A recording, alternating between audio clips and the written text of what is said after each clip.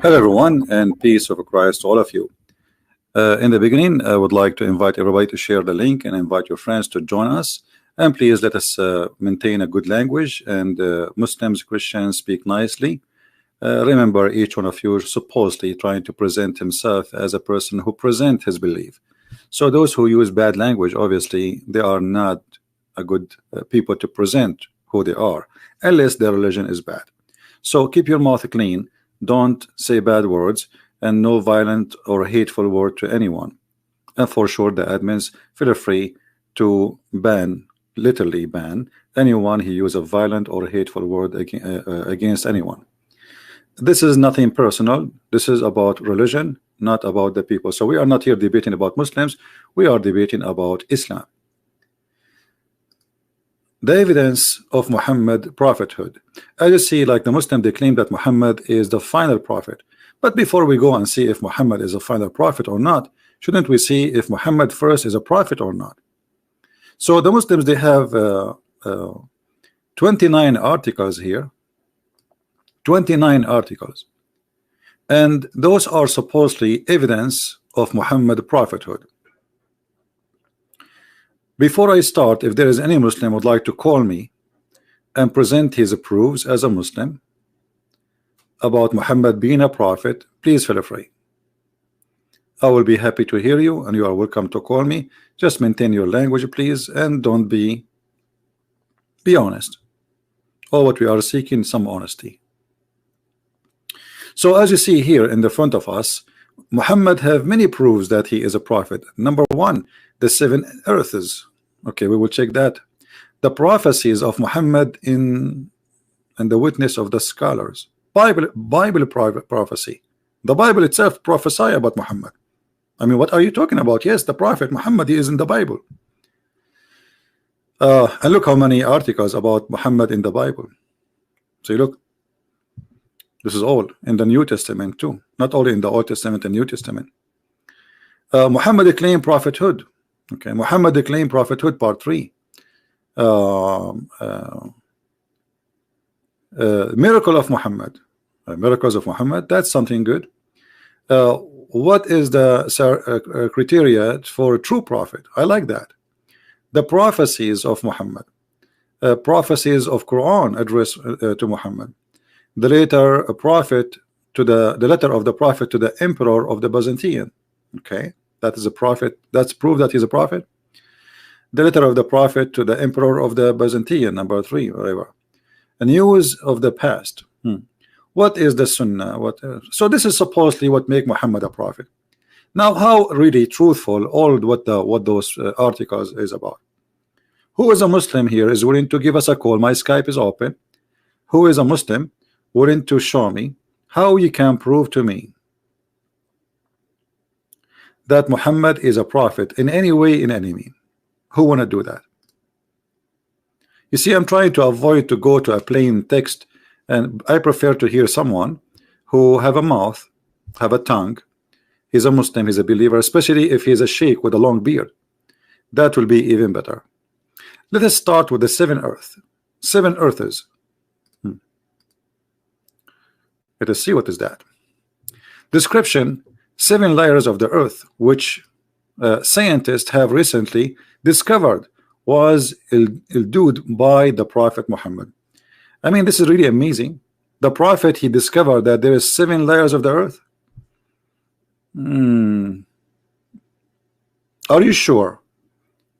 Are you sure that Muhammad, he spoke about the 7 layers of the earth? You see here, I will show you a great example about deception and deceiving and dishonesty.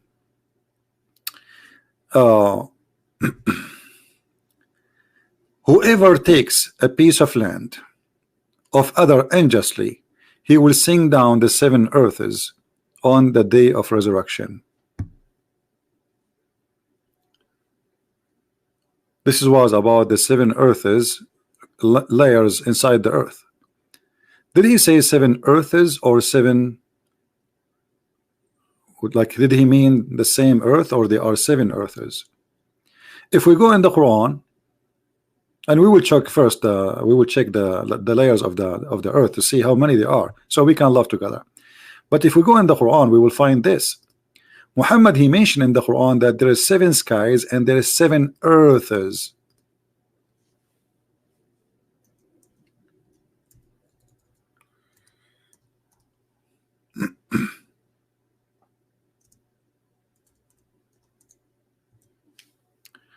Hold on.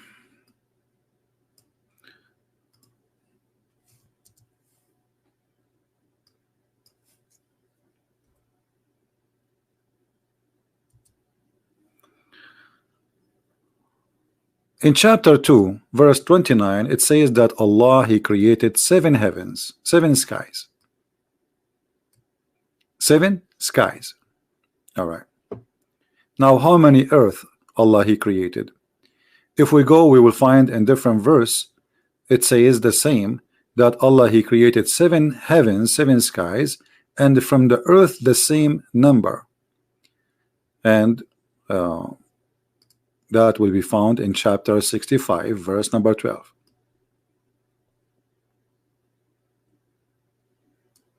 So what Muhammad, he spoke about, it was 7 earths.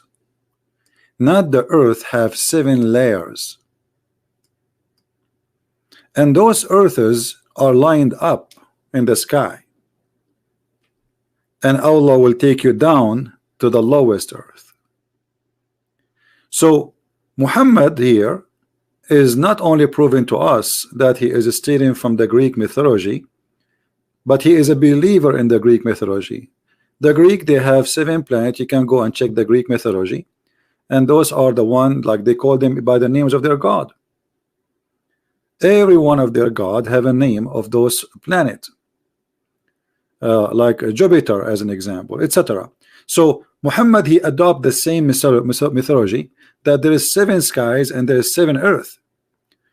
It is he, Allah, it is Allah who created 7 heavens and the earth of like therefore.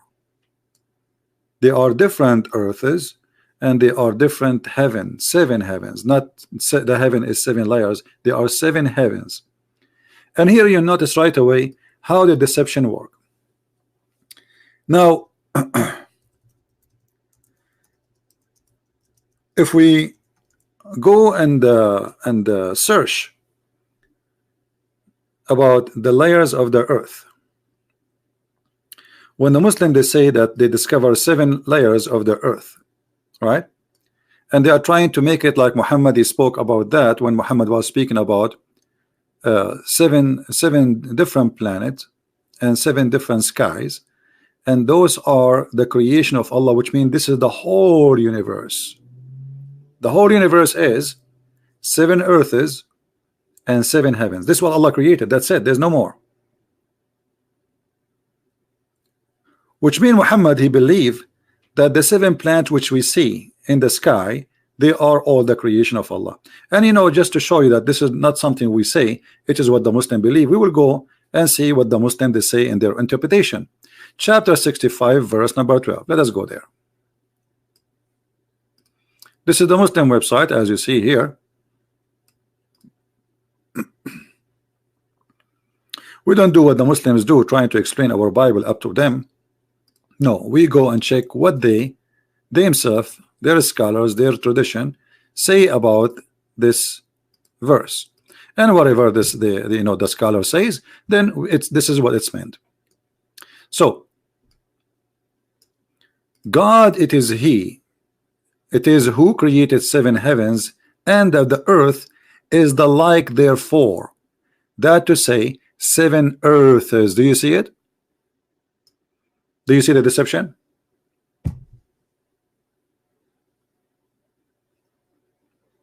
Is it clear? So this was not about the 7 earths layers as they claim. It was about 7 earths. Actually, even in their translation, it says that. Read carefully. 7 earths. Do you see it? So there is 7 earths. I mean that your translation is saying it there. 7 earths. There is 7 earths. There is no 7 layers of the earth. There is a 7, which means there is 7 earth. The layers of the earth is not 7 earth.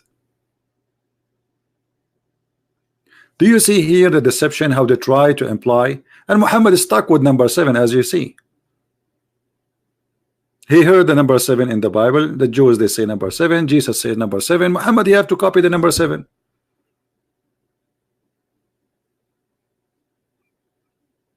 And this is why Muhammad in the hadith, he says that the one who eats 7 ajwa, no poison can destroy him or kill him. Why 7? Here we go.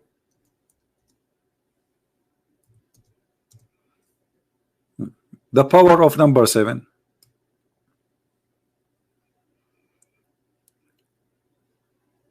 Always when they say something, you have to examine it yourself. Otherwise, it's very easy to deceive you. So do you see how the 7 heavens became in different place? Actually, they say that when the Quran says in this chapter we showed you, the Quran says 7 earths, they say 7 heavens, they say this is the atmosphere. Anyone knows how we expose this lie about the atmosphere? Let me find you the atmosphere claim. Hold on.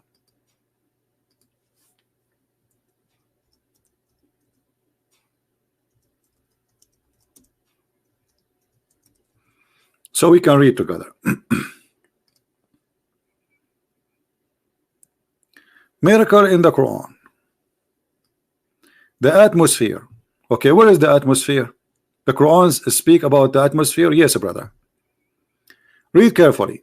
Let me zoom more in the page. I hope this page will allow me. Yeah, that's good.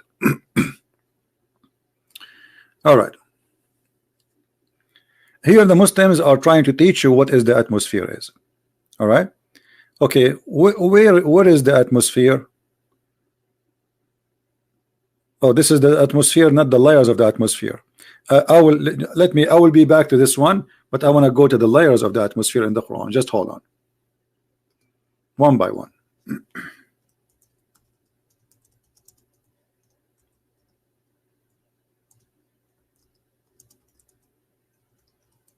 Because now we want the layers of the atmosphere in the Quran.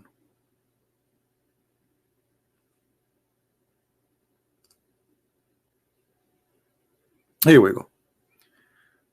This is another example of deception and lies. Let us zoom in. The scientific miracle of the Quran, the layers of the atmosphere. It is He who created everything on earth for you, and then He directed His attention to the heaven, and He arranged it into 7 regular heaven. His knowledge of all things. Chapter 2, verse 29. This is the Muslim translation, not mine, as it is in the website, as you see. Another verse. Then He turned to heaven when it was a smoke in 2 days, and He determined them as 7 heavens and revealed in every heaven its own mandate. Chapter 41, verse number 11 and 12, and this is the Muslim translation. And then if you go down, here we go, you have the atmosphere. The atmosphere is 7 layers, which is not really too much accurate, but we will let it go. And even about the earth, by the way, it's not true, because every layer is divided to layers. They are not really what they are claiming, but we will go with this just to show you the deception. I'm not going to touch anything about the atmosphere. Let us assume that it is really 7 for both the earth and the earth layers and the atmosphere layers. He revealed in every heaven its own mandate, and then the Muslims explain to you that here we go, there are 7 layers in the atmosphere. How we can get them busted? Anyone remember? Anyone remember how we can get this busted so easy, so fast? Who remember? Anyone? How we can prove that this is always a lie? Thank you, Greenbird. See, Greenbird is listening carefully. The Quran says that Allah, He put the stars in the lowest heaven of those 7 heavens. Allah, He put the stars. You see, the Muslims who made those articles, they are playing the game, like the game play and work with those who they are ignorant. They do not know much about Islam. So you see this article, it says that like, wow, okay, but look what the Quran says.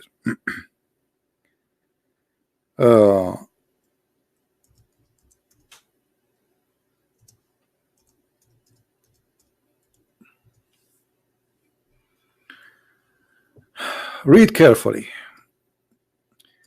The same chapter they are quoting for us. Actually, they did not quote this one to hide it. This is a chapter 67, verse number 5. And indeed, we adorned the lowest heaven with lamps. So if Allah said that He made 7 heavens, and then we find that the stars are located in the 7 heavens, and it is in the lowest one. Now, what does that mean? That means they are lying to us, because there is no stars inside the atmosphere. So obviously the Quran is speaking about something totally different. The Quran claims that there is 7 earths and 7 heavens, and in the lowest heaven there is only stars, and the rest there is none. And the stars, those are Allah, He created them as a decoration and to shoot the shaitan in his ass. Do you see it? What is the purpose of those stars? Read carefully. And we have made such a lamp as a missiles to drive away the shaitan. Why Allah saying to drive the shaitan away? Who remember? Let us see how many of you is doing his good homework. Who remember? Why Allah is shooting shaitan in his ass by the stars? Anyone remember?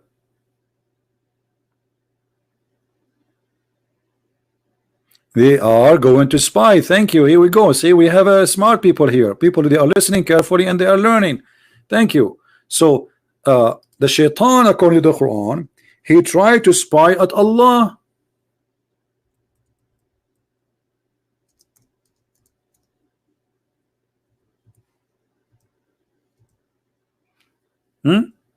And Allah, He showed his ass by a star. And now I will go back to the other article where they are saying that Allah, He made the atmosphere to protect the earth. You remember we opened the first article, we said this is not the one. We will go back to it. Okay, let us go back. Here we go. This is not the one. Which one? Hold on. Yeah, here we go. Look, here they say to us in chapter 21, verse number 30, Allah, He made the sky protected roof. But guys, if you read carefully, it says we made the sky protected roof. The sky itself is the one is protected, not the earth is protected. Protected from who? You see, they quote for us the verse, they did not show us the rest. Because if they read the rest, we will see it's something cartoonic, funny, Mickey Mouse story about Allah shooting shaitan in his ass if he tried to spy at Allah. How we can prove that? Let us go to the Quran. Here we go.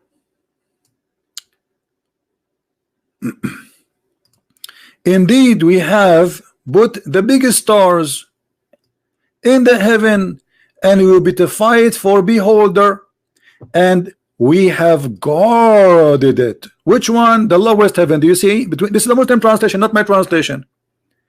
The near heaven, the one most close to us, from every outcast shaitan, except him, devil, that gains herein by stealing. He pursued by a clear flaming fire. Star Wars, George Bush. The Star Wars of Allah. And shaitan like, I look, you mean shaitan? You know, shaitan is calling his friends. We. Mayday, I got injured. Allah, He shot me in the ass. Mayday. Like, what the heck? This is religion and this is science. So they try to make it about atmosphere when the fact it's a cartoon. Shaitan, he tried to spy at Allah. Shaitan live in the earth. Shaitan, he go in the space. The second he go out, Allah shot him by a star. And this is how Muhammad, he explained what he see in the sky in the desert, that there's a stars is coming. He think it's a real star coming, but this is not. This is a meteor. So Muhammad, he thought that those meteor is Allah shooting the ass of the devil. So do you see how they make their cartoon a science? Do you see how they fabricate and they flip the truth upside down? This is the science, and this is the proof that Muhammad is a prophet. And not only that, actually the verse after it says Allah, he made the earth as a flat. وَالْأَرْضُ مَدَدْنَاهَا وَأَلْقَيْنَا فِيهَا رَوَاسِي. What does that mean? Allah, he made the earth flat, and he placed in the top of it mountains. Like, hold on, the God of the Quran, he think that he made the earth flat, and not only that, he think that the mountains are special kind of stones Allah, he placed on the top of the earth.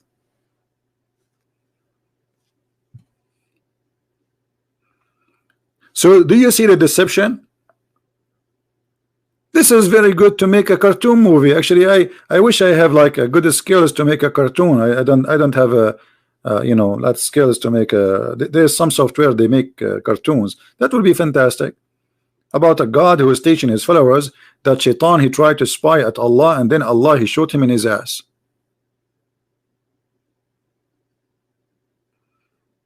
And actually, this is why I did not go right. I mean, I was thinking to go last weekend to the sky, but I said to myself, what about Allah? He shot me, you know, especially after waiting for more than a year saving money. I bought a new jeans. I don't want to burn that jeans. I wish I saved the old jeans, but it ripped off. So now I have to wait until this jeans is going to be damaged, and then I can risk it. So do you see how they fabricate science to make you believe that the Quran is a book of science and Muhammad must be a prophet? My friend, this is a cartoon.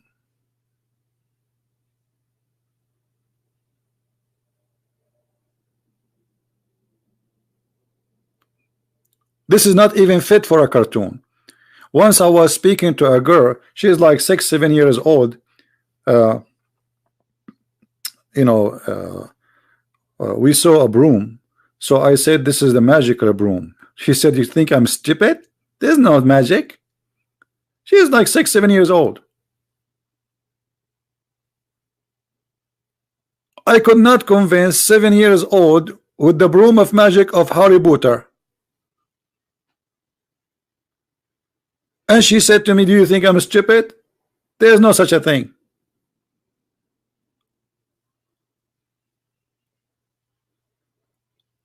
So you want to convince who that this is a prophet of God who speak about science?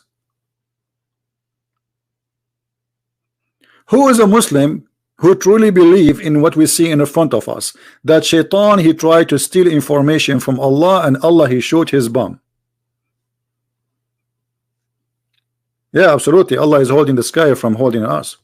Allah not only holding the sky from holding from failing us. The Quran claim what is holding the birds from falling on us? Who knows? What is holding the birds from falling on us? Anyone knows?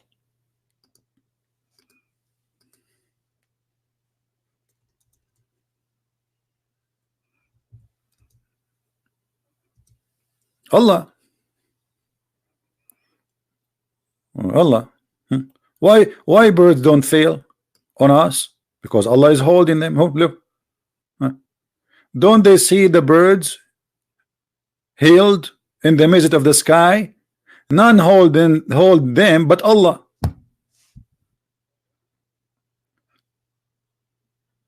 Do you see it? So question, who is the one is holding F-16 in the sky? Allah. Okay, F-35, Allah. The MiG, Allah.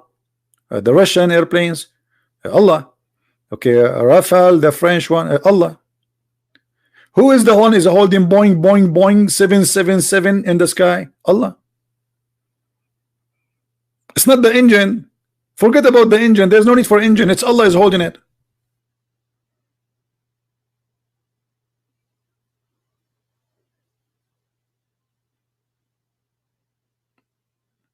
This is Muhammad.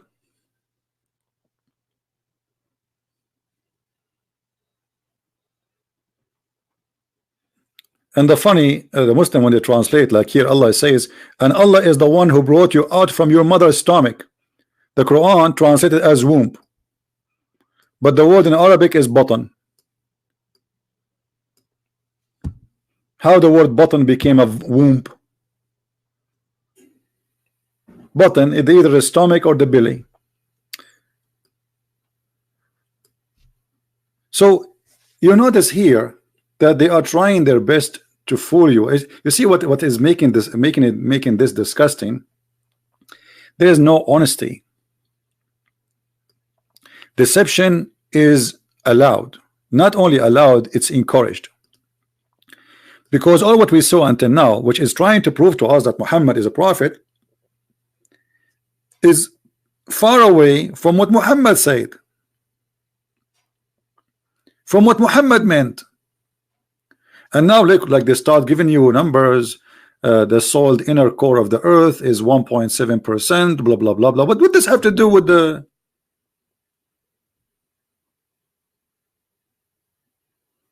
So do you see how they lie to you? This is why we cannot trust. We cannot trust. I cannot trust really any Muslim trying to explain Islam to me. Bible prophecies about Muhammad. Okay, hold on. Bible prophecy about Muhammad. Where? Are you sure? He said, brother, I'm very sure, but I thought the Bible is corrupt, brother.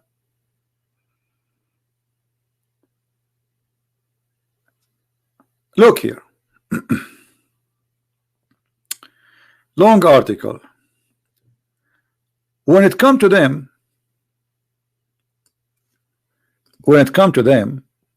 a book, the Quran, from Allah, not from God, confirming that which was with them. Look at the first translation. It says what is with them, not was with them. Okay, and what is the prophecy about your prophet in the Bible? I don't see it. Where? Anyone? Show textual variation. What is that? Where is the prophecy about your prophet? I will read it. I don't see anything. Nothing. What version? Your prophet cannot be found in any of our Bible except when the Bible speak about evil and false prophets. There is a very easy way according to the Bible to find out if somebody he is a prophet or not. A prophet who speak in the name of other God, and Muhammad he spoke in the name of other God. Allah is not the God of the Christians or the Jews. Some they will say, oh, Christian Bibles they are using in the Middle East in the Arabic translation the word Allah, but this is a false translation, my friend. Allah is not our God, and I am an Arab. Allah is the pagan God of the Arab, the desert. And this God exists long before Muhammad. We have a Muslim here, his name Mirza. Mirza saying in Isaiah 42. Okay, I will show you Mr. Mirza. You can call me Mr. Mirza if you want. So you can read for us Isaiah 42, and so we can see if this is true or not. And here we will show you a great example about how Muslims are being deceived by their own people. The first one who deceive Muslims is Muslims. So this spread the news saying, okay, Muhammad is in Isaiah 42. Did you read Isaiah 42? Did you read it? I'm sure you did not. Because if you read Isaiah 42, my friend, and let me play the audio of Isaiah 42 so everybody can see that this is nothing but a comedy, cannot be true. Obviously Muslims are not reading their books, and they are not reading our book. Isaiah 42. Behold my servant whom I uphold, mine elect in whom my soul delighteth. I have put my spirit upon him. He shall bring forth judgment to the Gentiles. He shall not cry, nor lift up, nor cause his voice to be heard in the street. So who is the one who say Allahu Akbar, scream so you can terrify the infidels? The one who scream left and right, kill them wherever you find them. But this person is not, is very peaceful, as you see here. Even his voice. Continue. A bruised reed shall he not break, and the smoking flax. How many human being their neck he cut? How many human being Muhammad their neck he cut? How many hands? How many fingers? How many feet? How many women he raped? How many trees he burned? Let me show you. You see here, we don't like to talk before we continue.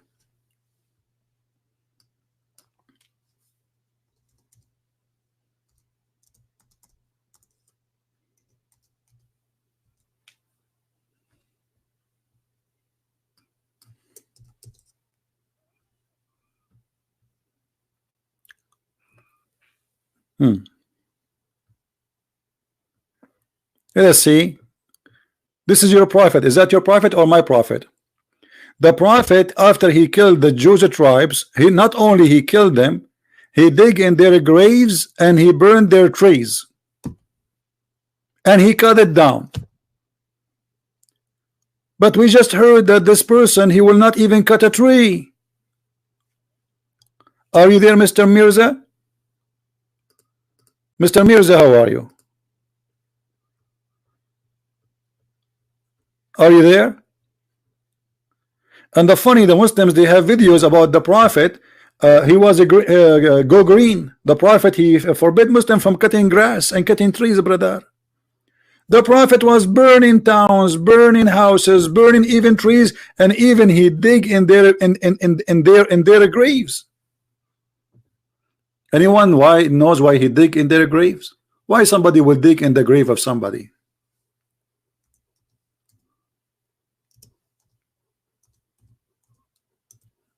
Anyone? Read Abdul. And this is Sahih. Don't tell me this is not Sahih. I will be really upset if you say not Sahih. Please don't say this is not Sahih. Please don't go. Huh? The mosque of Prophet was built in the land of Bani Najjar, which contained the crops and palm trees and the graves of disbelievers. The messenger of Allah said, sell it for me in the same price, blah blah blah blah blah blah blah. Okay, and then what he did, he cut the palm trees, he cut it off, and he removed the graves. The Muslim, they say, we Muslims, we respect the graves of others. Why you? And the graves of the disbelievers, he dug open it. Why you dug open it? Because he's looking for money with them. This is a graveyard.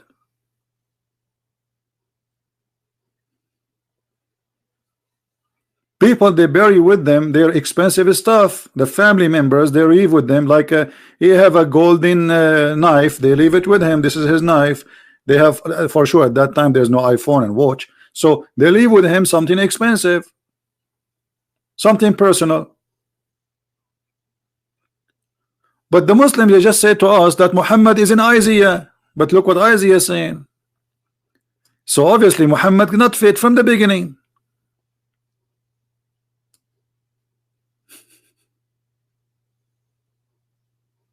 You see?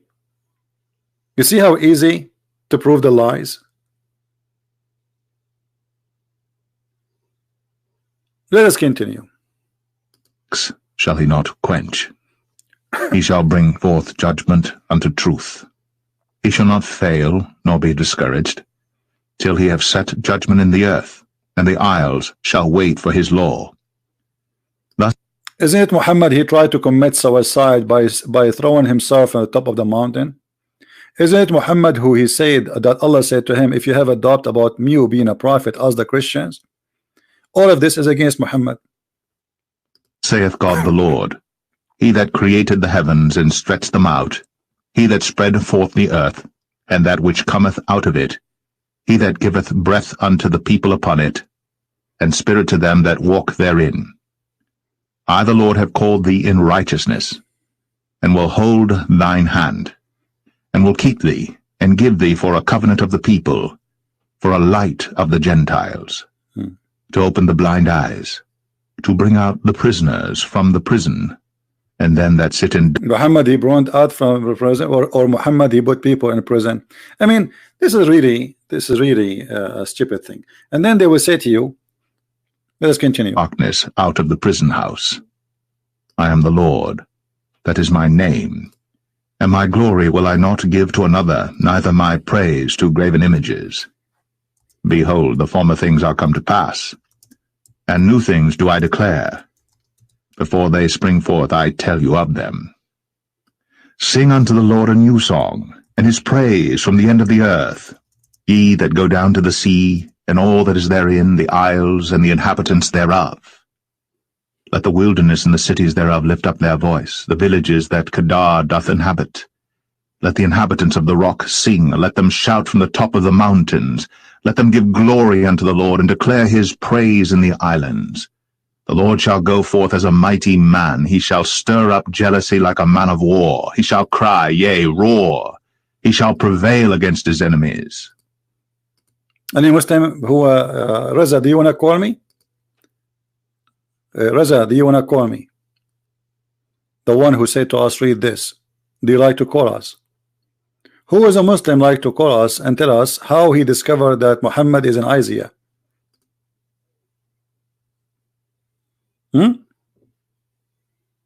Anyone?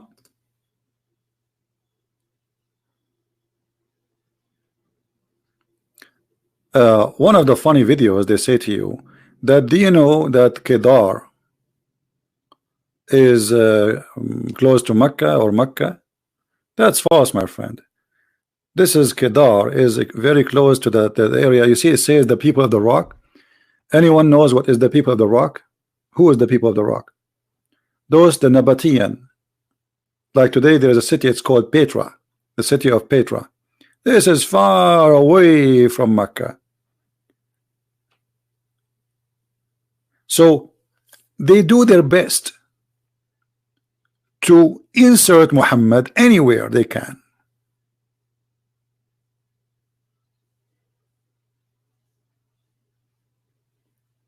They are so desperate.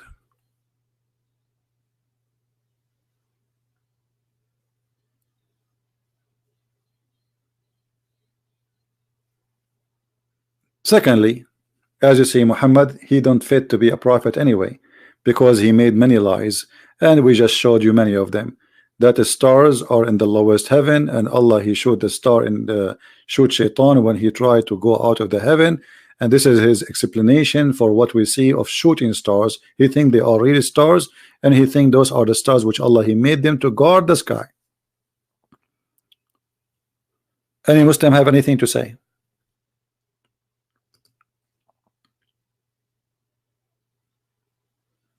Anyone?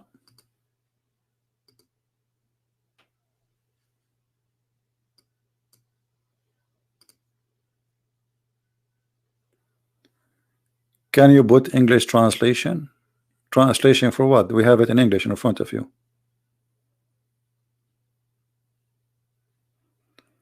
Any Muslim have any argument? You see, I want to give you a chance to prove me wrong. Any Muslim have something to say?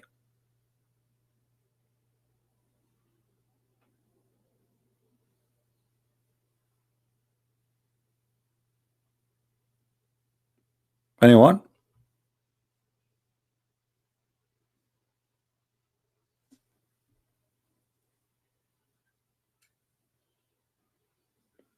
Where is the Muslims? So look what happened. They could not prove their prophet to be a prophet from their books. They are trying to prove Muhammad is a prophet in our book. And how you know that this is Muhammad? How you know that this is Muhammad? Is that because he broke no branches? When we showed you that he not only he break branches, he break the necks of people. He's a criminal. He's a rapist.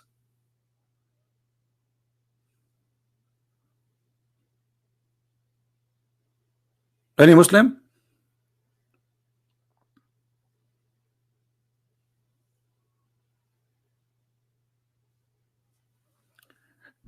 Mr. Justice, he is saying you are desperate to disapprove Islam. There is 18 prophecies about Muhammad. Okay, why you don't call me and show me the 18 prophecies so that we can enjoy it together? Guys, do you think Mr. Justice, he is brave enough to call us and show us the 18 prophecies about your prophet? And before you go and show me the 18 prophecy of your prophet, how your prophet, he says such a stupid thing in the Quran, that shaitan, Allah will shoot him in his ass if he try to spy at Allah. This is what the prophet do. So let us say there's a prophecy, is the Muslim trying to find it in the Bible, and it is about their prophet as they claim. What kind of a prophet he think that really in heaven there is somebody, his name is Allah, and if shaitan he try to get close to the earth, Allah will shoot him in his ass?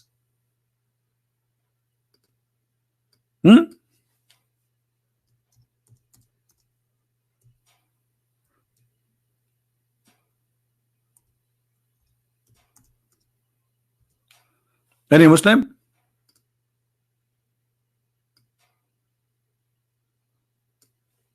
Look at them, how quiet they are. So they have big mouth to talk about prophecies in the Bible, but the second we say to them, okay, explain to us this, because this is a prophecy. This is a prophecy. Muhammad prophesying about something no one knows about, how the sky is functioning.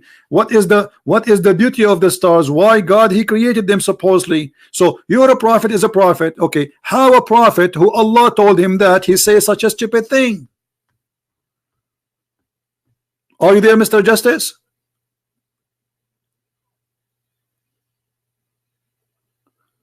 And what kind of shaitan Allah is going to shoot him? The shaitan who steal information from Allah. Well, how shaitan can spy at Allah?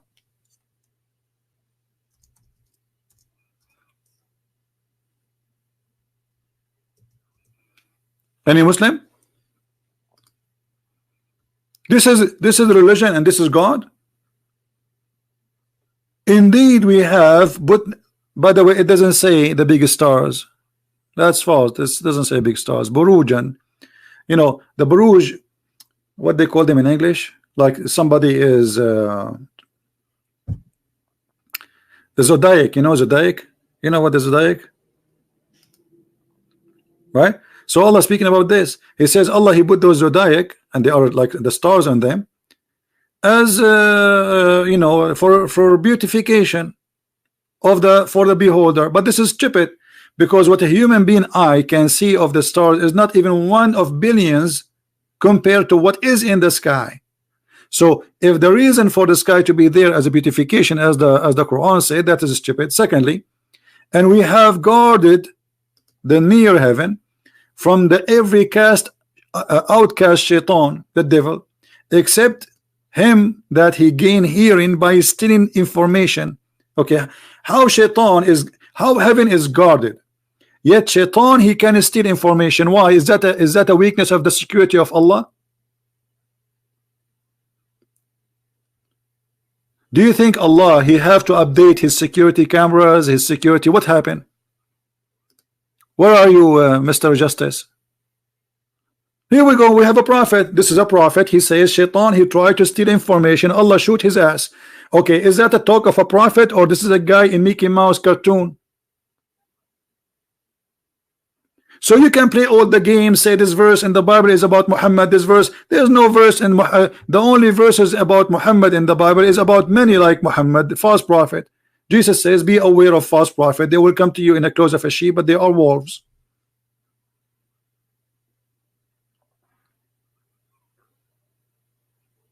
Where are you, Mr. Justice? Are you there?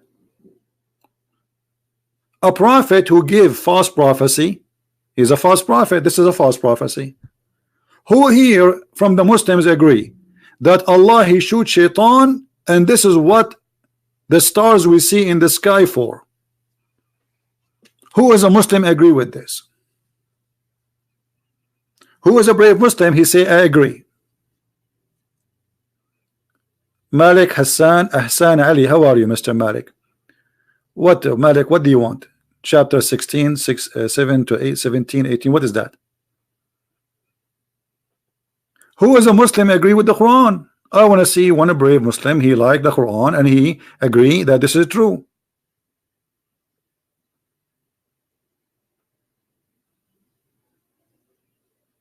Anyone? So none of you agree?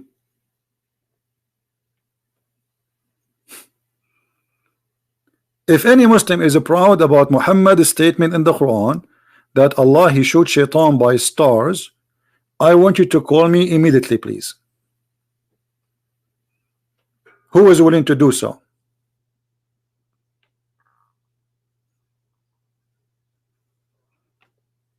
Anyone? And look, all the Muslims, they are now quiet. So what happened to Muhammad in the Bible? So the Muhammad, the one in the Bible, he says this.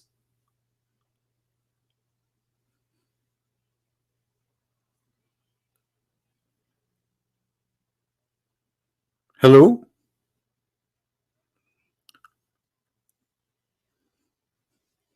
Hello? Guys, I want to tell you a story, but this is between us. Please don't tell anyone. You see, like, I have a special connection with Shaitan, because the Muslims, they say that Christian Prince, he is supported by Shaitan. So Shaitan informed me, brother, a Muslim record this, that last time he tried to spy at Allah. So he got like 50% of his hard drive. And he got the pictures of the 3 daughters of Allah. And in his way, Allah showed his ass. And the friend, the brother Shaitan, he went to the special hospital, because he was really burned badly. But thanks to Allah, he survived, because looked like the Allah weapon is not really working good. When Shaitan he steal information, do Allah kill him or just burn his ass? Well, he stole the information already. So what kind of security he have?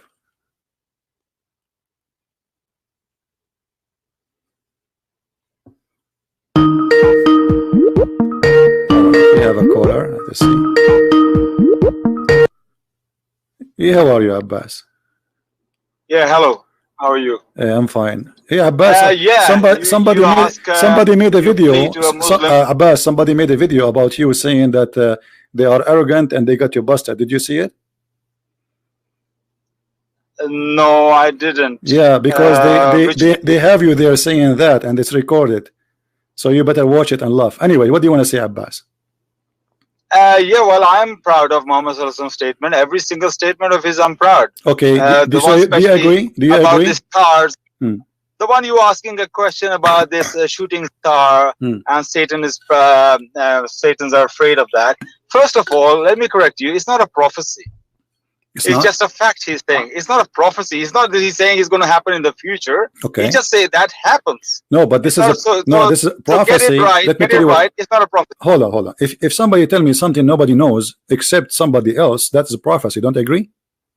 No, it's not prophecy. It's just a fact. No. Nobody knows that fact, but it's somebody's telling you. Thank you. This So prophecy is not necessarily is about something will happen. The prophecy is about something unknown to a human being, except by God telling a prophet what it is. So this is a prophecy about what does happen in the sky. Now, let me ask you now. You are saying that Allah he shoot Shaitan by a star. How you say you are proud about that? First of all, you're wrong again. Prophecy is something which happened in the future, and you're telling people that's going to happen. Prophecy is not what happened in the past and what's happening right now. That's not prophecy. That's just a fact which people don't know. So get your facts right. So this is not. My English is bad. So is it okay? Really poor. Prophecy, according to Abbas, is a fact. It's not a fact nobody knows. So this is what we call it. What we call it now? No. I say prophecy is something which is going to happen in future. Okay, no problem. And somebody's telling in advance. Okay, so get your facts right. Okay, let me ask you. Even if it's wrong, so did Shaitan already? Did Shaitan already? Hold on. Did Shaitan already try to spy, or this is in the future? Shaitan is doing it all the time. Shaitan is doing it from the time immemorial. Okay, so how come Shaitan is doing it all the time and Shaitan don't die?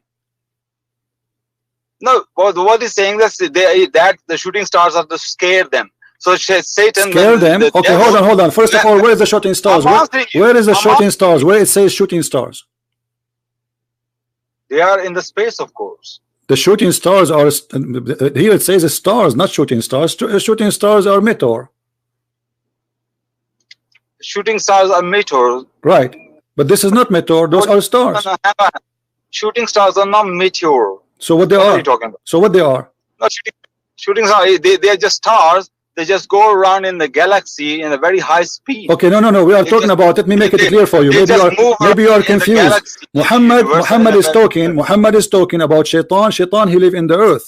So Muhammad, he sees something in the sky falling down, and that for him is a shooting star. This is what? No.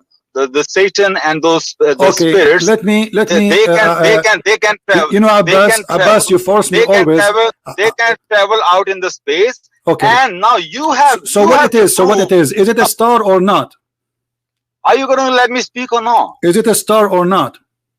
You are like a kid, you know. Well, you don't let us see who's the kid. Is it a star or not?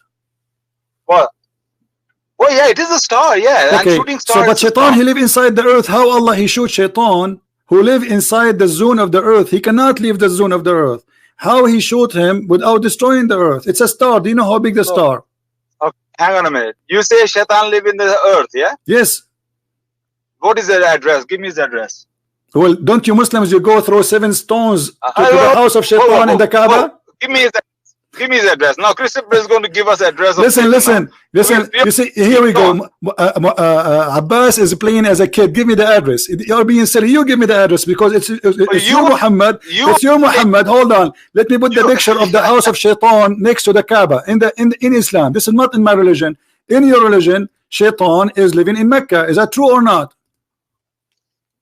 Oh, I see. Like your God live in the answer. Don't answer. Don't play games.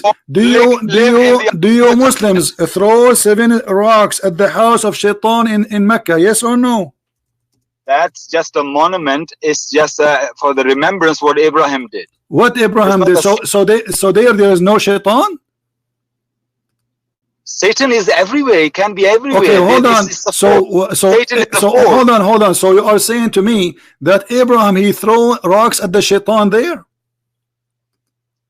That time Satan appeared to him. In that place. Okay, let us say Shaitan he appeared to him in that place. Why you Muslims? Why he appear in the same city of Allah, the city of Allah, in the holy city? What Satan is not bound not to. You know, even in the Kaaba, in the middle of the Kaaba, people still there are signs there that be careful of thieves. Okay, listen. Let us go to your request. Let us go to your request. You are the one who says to me, Shaitan is in the earth. Give me his address. You said to me, give me his address. Let me ask you, is Shaitan is in the earth or not? Satan can be everywhere. Okay, can he be out of the earth? Can he be out of the earth?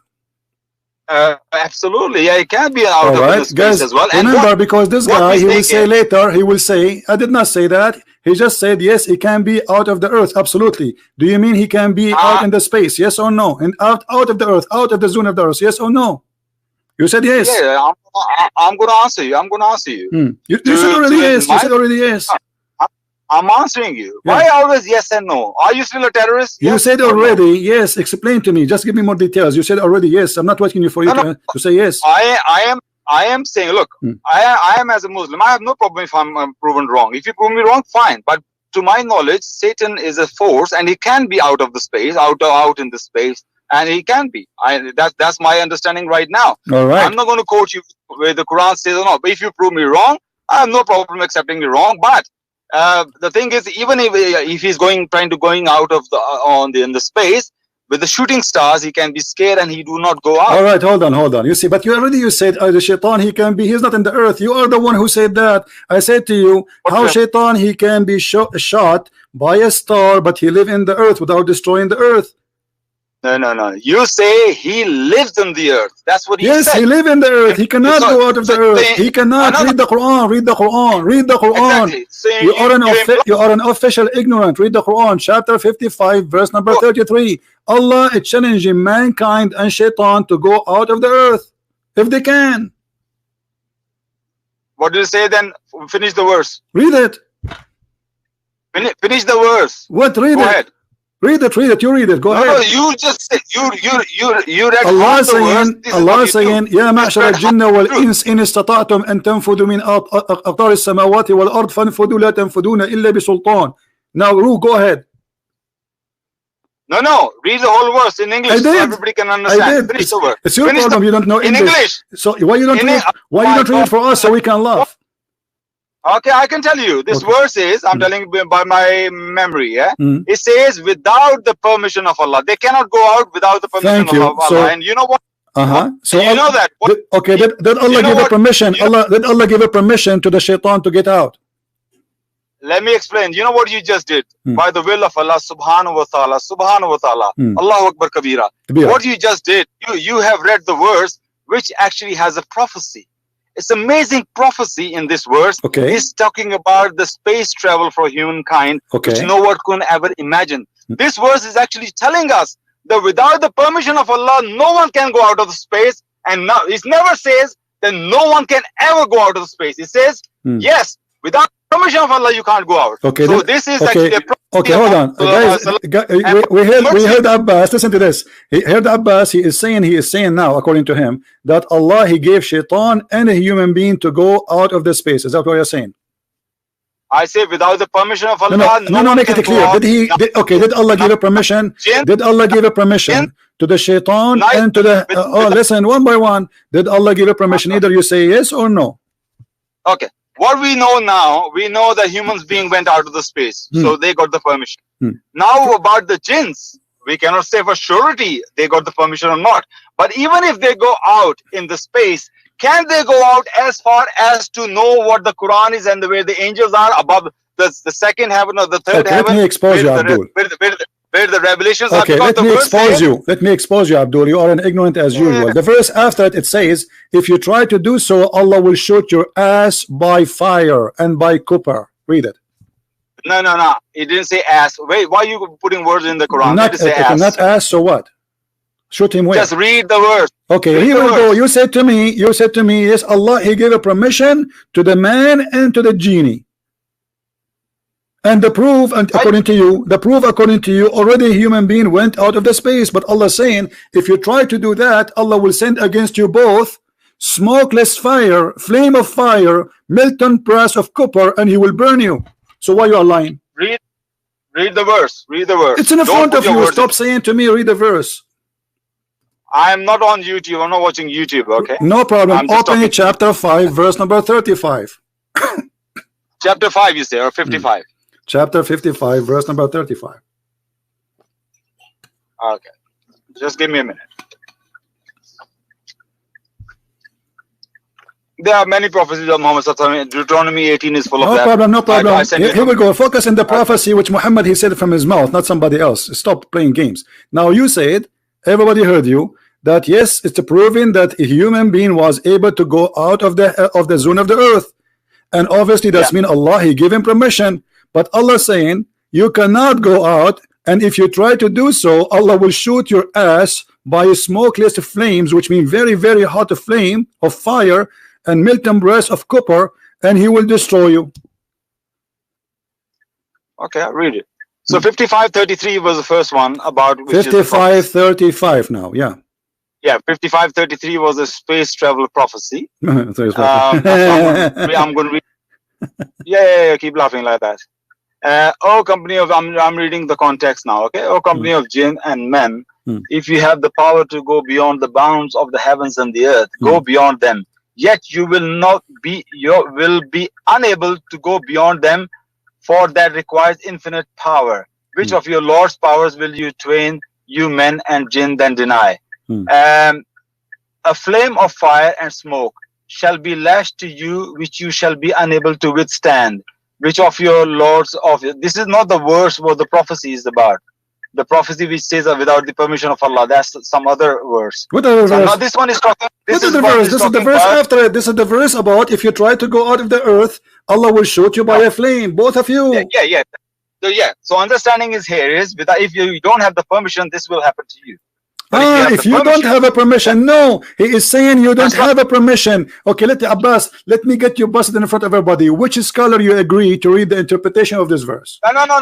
This is not the verse of the prophecy. Listen. No, this is the verse of the prophecy, because you said that this is about a travel future for space, right? This is the prophecy that a human being will go to the space. The fact is the opposite. It says that, oh man, assembly of man and jinn, I challenge you to go out of the zone of the earth and the heaven if you can, but you cannot except with my authority. And the authority here is about your prophet himself when he went to the journey in the top of a flying donkey. Do you know that the Quranic verses, same verses repeat many different times in Abdul, no problem. This is why we are showing you. This is why we are showing you different verses here. The different verses. The Allah is saying that if you try to go out of the earth, Allah will shoot you. And as you see in the verse saying, both of you, Allah is going to shoot. So this is not only for the man, this is not only for the genie. Both of them, if we try to go out of the zone of the earth, Allah will shoot you. Now if we go to the interpretation, hold on, Abbas, let us not to play games. Let us not to play games. Abbas, can we read the interpretation? Abbas, please, Abbas, can we read the interpretation? Which interpretation you like? Go. About this verse, read the interpretation, fine. But I'm talking about the one Allah say without. No problem. We will read both. We will read both. Which one?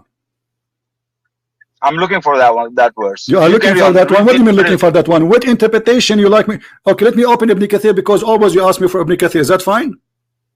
3355. You're talking about it. Okay. Is it okay if I open Ibn Kathir? Because always you ask me. Always you ask me for Ibn Kathir. Now why you don't want Ibn Kathir? Do you want Ibn Kathir or not? I always say, yeah, Ibn Kathir is fine, but you always go to continue. So, hold on. Okay, so let us see what Ibn Kathir says. What do you think? Let us see what Ibn Kathir is. Okay, you don't like Ibn Kathir? Listen, you don't like Ibn Kathir, yes or no? Do you like Ibn Kathir, yes or no?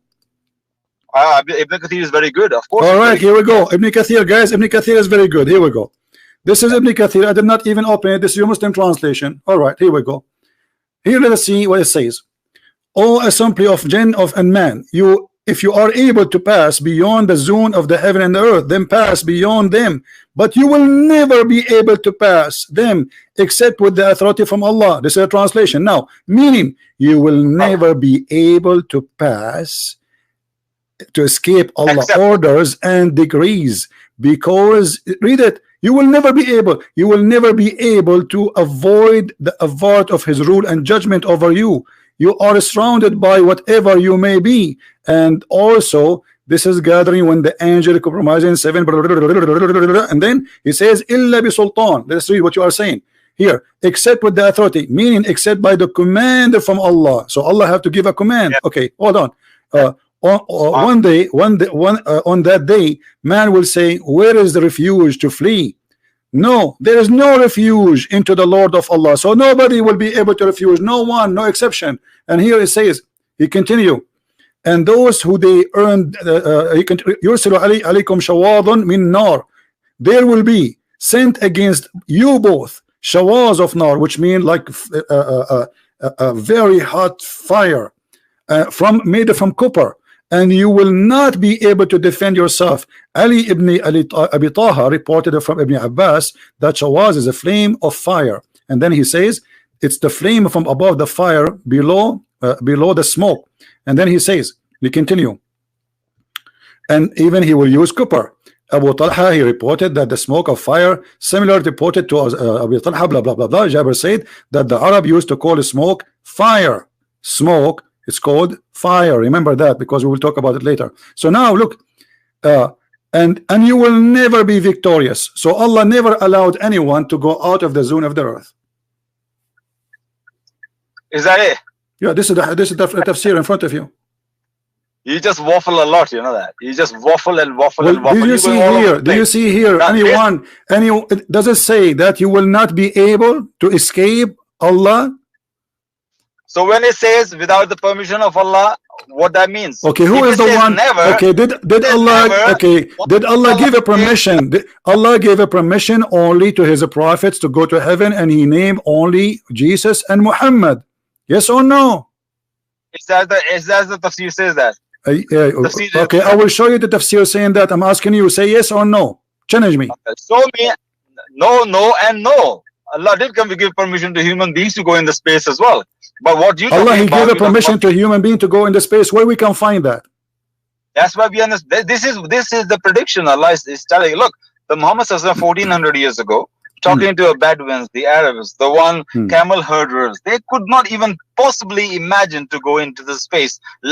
Go into space. They couldn't even imagine to fly. Okay. So what Muhammad is saying here, he should have just said to them, no one can go, and everybody will believe. Of course, it's impossible. But he didn't say that. No, he did not say that because he told them already. Because he told them already. He took a flying donkey and he went to heaven. Because if nobody can go, that's mean himself he cannot go.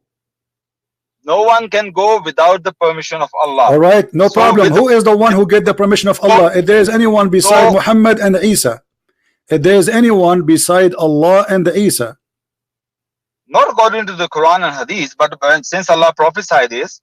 Give prophecy, we know that people are traveling in the space. Okay, okay, you know what? Let us go one by one. Let's go one by one. So hold on. Okay. Listen. When Allah says, human being and genie, you cannot go out of the zone of the earth without my permission. Isn't it Allah? Isn't it Allah? Hold on. Isn't it Allah who orders Shaitan and genie to go down to earth, and He says to them, "Do you stay there forever?"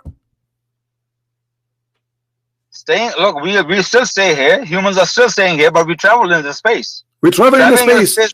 So Allah, that's mean Allah. Okay, hold on. Okay. Hold on. When Allah He said to Shaitan and to Adam, get down. Yeah. Get down where? That's you going some different topic now. I can no. I'm not getting different topic. He told them get down. Get down where? Okay, now there are difference of opinion. Some Muslims do believe, actually majority of Muslims, they do believe they were in paradise, and from paradise come down to the earth. Okay, but there is another thought. When Allah He said to them, you go down to the earth, is that a penalty? Is that a penalty or reward? So there is no other earth. Okay, Allah said to them, get down. Did He say to them another place in the Quran, get up? I haven't finished. I am of the opinion which is the other opinion. Don't tell me other opinion. Tell me your opinion, my friend. You are the scholar here. You are the big scholar. No. Tell me your opinion. Don't play the game of different opinion. This is what the Muslims they do. They start to confuse you. There's many different opinion. There is many opinion. Tell me the opinion which is convincing for you. Don't tell me different opinion. Allah He told Adam and Shaitan and Eve to get down. Did Allah ever say to them get up? So this was a penalty. If you let me answer, can I answer? Okay. You just so desperate to win, isn't it? We are winning always. People are laughing. People are dying at you laughing. You are saying that Allah, when He challenged people to go out of the zone of the earth, this is a prophecy about a space trip. When the fact He's saying the opposite. And if they try to go, Allah will shoot their ass, both of them. The verse after it says right away in the front of your eyes that it says both of you. If you try to go out of the zone of the earth, Allah will shoot you. Does it say both or it say one? Okay. I follow the opinion that there was not paradise where they came down from. They were still they're already on the earth, but they were up in the gardens. Okay, hold on, guys. Did this guy he said that the heaven of Allah was in the earth? That place where they were gardens, where they were, because paradise not necessarily mean heaven. Okay, paradise could be the place of beauty. Place, a very nice place, high garden. So I'm of the opinion they were on the earth at that time when Allah said get down from here. Which scholar agree with this? Which scholar agree with me? Well, I think if I'm not wrong, I think Maududi has this kind of explanation. Maududi. Who's Maududi? Maududi is a scholar. No. Maududi is a scholar. Don't quote me on that. Maududi is a scholar. Maududi is a scholar. Maududi has a very good student called Listen, Abdul, listen. Let me ask you. If I show you your prophet saying the opposite, that heaven was in heaven and it's not in the earth, are you going to follow Maududi or you follow your prophet? I follow my prophet, of course. Okay, so how come you quote for me the Maududi? Are you saying to me you are an ignorant idiot? That's why I give you two. Are you saying to me you are an ignorant idiot? You heard about Maududi. You heard about Maududi, what he explained this verse, but you did not hear about your prophet? That particular hadith probably I don't know, but anyway. No. I'm not asking you about the particular hadith because you are reading the interpretation, right? So the interpretation of Maududi is based on what? He was with the prophet, he knew what the Quran is saying, without what? old interpretation, they have to go back to what their prophet said, or at least one of the companion. Do you agree? I was quoting you. There's a scholar at the moment. No, okay, who is the scholar? Maududi is not a scholar. So when you quote for me, quote for me your prophet. What your prophet says about the heaven. Is it heaven in the sky, or it is down in earth where Adam and Eve was? Am I allowed to speak? Okay, look, let's say the first opinion. So what's your point? Let's say the first opinion is right. Whatever they came from paradise. I ask you to give me the correct opinion. Stop saying the first one, the second one. Which one? No, to me, both doesn't matter. What you just the point you making. Okay, let me ask you a question. I don't know how stupid you are, but sorry to call you stupid because you didn't deserve it. Read carefully. In the verse in front of us, it says that go down to earth. Yes. Go down to earth. So if they were in the earth, how he is saying to them go down to earth? Hang on. This was then the shaitan made them slip therefrom, and the brackets say paradise, and got them out from that in which they were. We said, get down all with enmity between yourselves. On earth will be a dwelling place for you, and on enjoyment for a time. Okay, show me the Arabic. Which says the earth here. Show me the Arabic. The guy he speak Arabic. Do you speak Arabic now? Ard, isn't it? Arabic. It's not difficult to understand. It's earth. I mean, what Arabic? Okay, whatever language you want. You don't speak Arabic. Here we go. No, you always tell us the correct. But you don't speak Arabic. You don't speak Arabic. Okay, read it for me in Arabic. Go ahead. I'm listening. What? No. What the first word? What the first word? What the first word? وَقُلْنَا اهْبِطُوا بَعْضُكُمْ لِيَغْدٍ خُذْوٌ وَلُكُمْ فِي الْأَرْضِ مَسْتَقَرَ وَمَتَاعُ إِلَى What was the first word, as Abbas? It's a very small print when I was reading. Okay. I can read it. What is the first word? What is the first word? It's a very small print. You no know. problem. فَأَزْلَهُمَا is a wrong or za? Abdul, listen. I know that you know Urdu, and Urdu use Arabic letters, no problem. But what you said is very stupid. Actually, it's very disgraceful for the Quran. You're just people. They will take it and they will make fun of you. Just wait, people. They are recording. Now listen. Anyway. Now after you did read, and you don't speak Arabic, what you get from this? I mean, you don't speak Arabic. So why you are saying to me, show me the Arabic? I mean, how stupid what you just did. Earth. No, because the point you make, they talking about earth. Fil ard in front of you. Fil ard. Let me teach you how to read it. فأزلهما الشيطان عنها فأخرجهما مما كان فيه وقلنا اهبطوا بعضكم لبعض عدو ولكم في الأرض مستقر ومتاع إلى حين. Okay, I'll buy you ice cream now. You do it better. So now does it say that you will go down to earth? Yeah, I did say show me the word. So why you quote for me the stupid Maududi claiming, as you claim, that he said that heaven was not in heaven, it was in the earth. If Allah in the same verse saying, get down to the earth. Okay, it doesn't say get down to the earth. It says that. Don't be stupid. Read it properly. It says get you down. Okay, get down to where? Okay, get down where? Then no. Then the word, then is another statement change. It says on earth will be a dwelling place for you. Correct. And an enjoyment for a time. Get down to the earth where you will live. It's not say as you saying get down. Okay, let us see. Abbas trying to defend his stupidity. Chapter 2, verse number 36. Hold on, Abbas. Let me. You will leave today, and you have tons of injuries. Here we go. This is Ibn Kathir. Ibn Kathir. He is going to make everybody laugh at you. I want you to stop right now. Abdul, stop. Hold on, stop. No.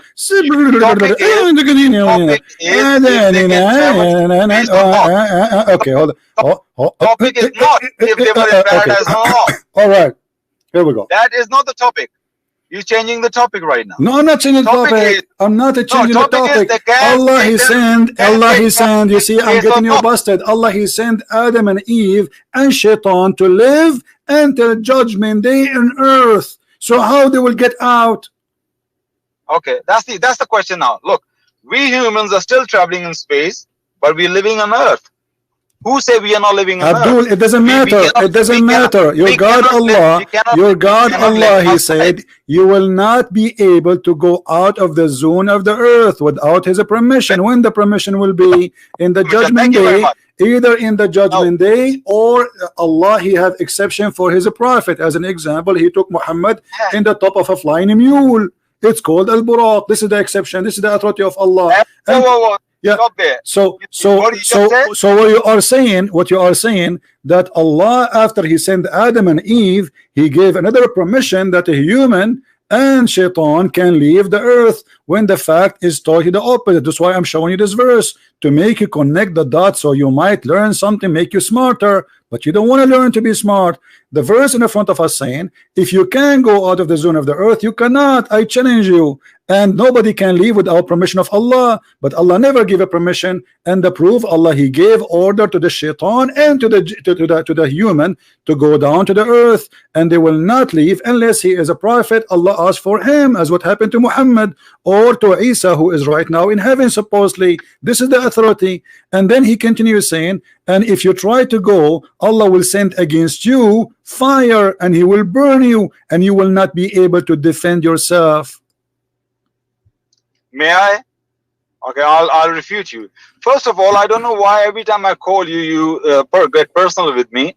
It's like I'm talking to my ex-employee, a very angry ex-employee, always attacking me for no reason. Secondly, you make a claim that Quran is saying that you will only go out of the heavens on the day of judgment. That's what you make a claim. I challenge you to show me any even tafsir which says only on the day of judgment we will go out of the heaven, and not before that. All right. Show me even a tafsir. Okay, guys, did he say show me any tafsir? So if I show you, you will concede and you will say you are ignorant? Yeah, absolutely, I will. But do you know what I'm asking you? No. You just told me what you asked me. Show me any tafsir says that only. No, I said to you, only prophets of God, they get permission. Did I say that or not? No. You said on the day of judgment we will go out of the earth. Before that, we are not going to go out of the earth. Isn't it Allah in the Quran says, you idiot, what are you talking about? Isn't it the Quran says that in the judgment day Allah will destroy the earth, He will rub it with His hand, and then He will burn all people, and the Muslim, they will go in Surat al-Mustaqim, they will go over the bridge. That is not the same thing. This is the same thing. Is the earth going to be destroyed? Is the earth will be destroyed? Nobody's saying Earth is not going to be destroyed. Nobody's saying that. So where is the Muslims will stay? If the human, they will not go to heaven, and the heaven is an earth. This is what you are trying to say to me. I said to you, they will go to heaven only when in the judgment day. After that, people will go to hell and people will go to heaven, but the heaven is not in this earth. Yes or no? Listen to me now carefully. My challenge to you is this. Show me anywhere, even a tafsir, which says that before the day of judgment, no human beings or jinn, anybody will go out of the earth. No one ever, only the day of judgment. Show me any tafsir say this thing, because that's what the claim you make. How many tafsir you want? I just want one. One tafsir says I will show you all the tafsir. Here we go. I will show you all the tafsir.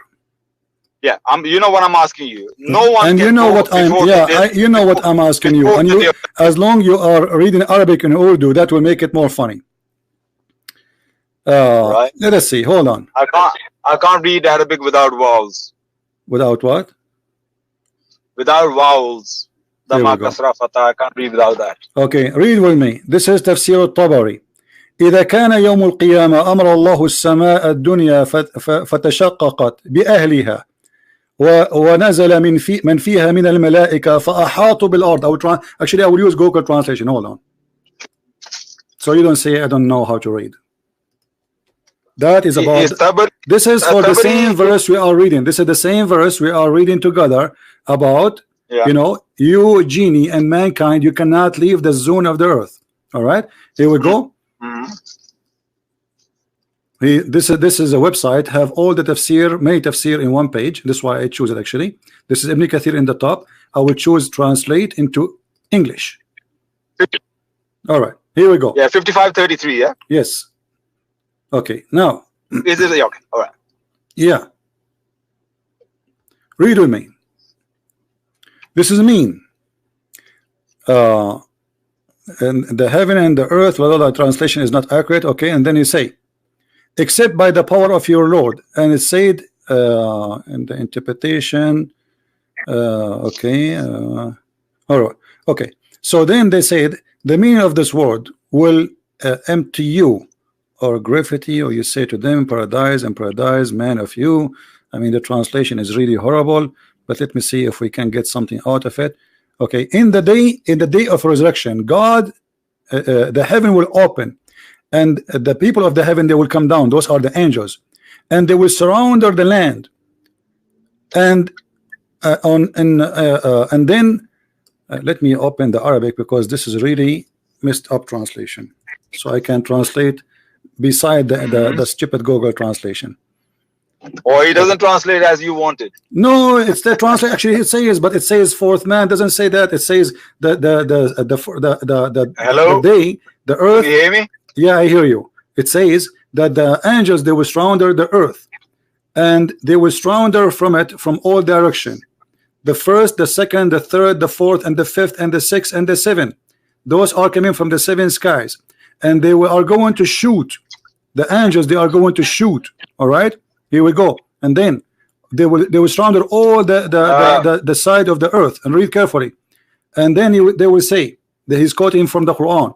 I fear that you summoning day, stupid translation, the day the day you are going to turn your ass, which means you are trying to run, but you cannot run. Okay, and then he says, and then he quote again, O jinn and mankind. And this is the verse we read already. Translation of Google is not accurate. That you cannot leave the zone of the earth, and if you try, that is going to be Allah will shoot you. And then he says,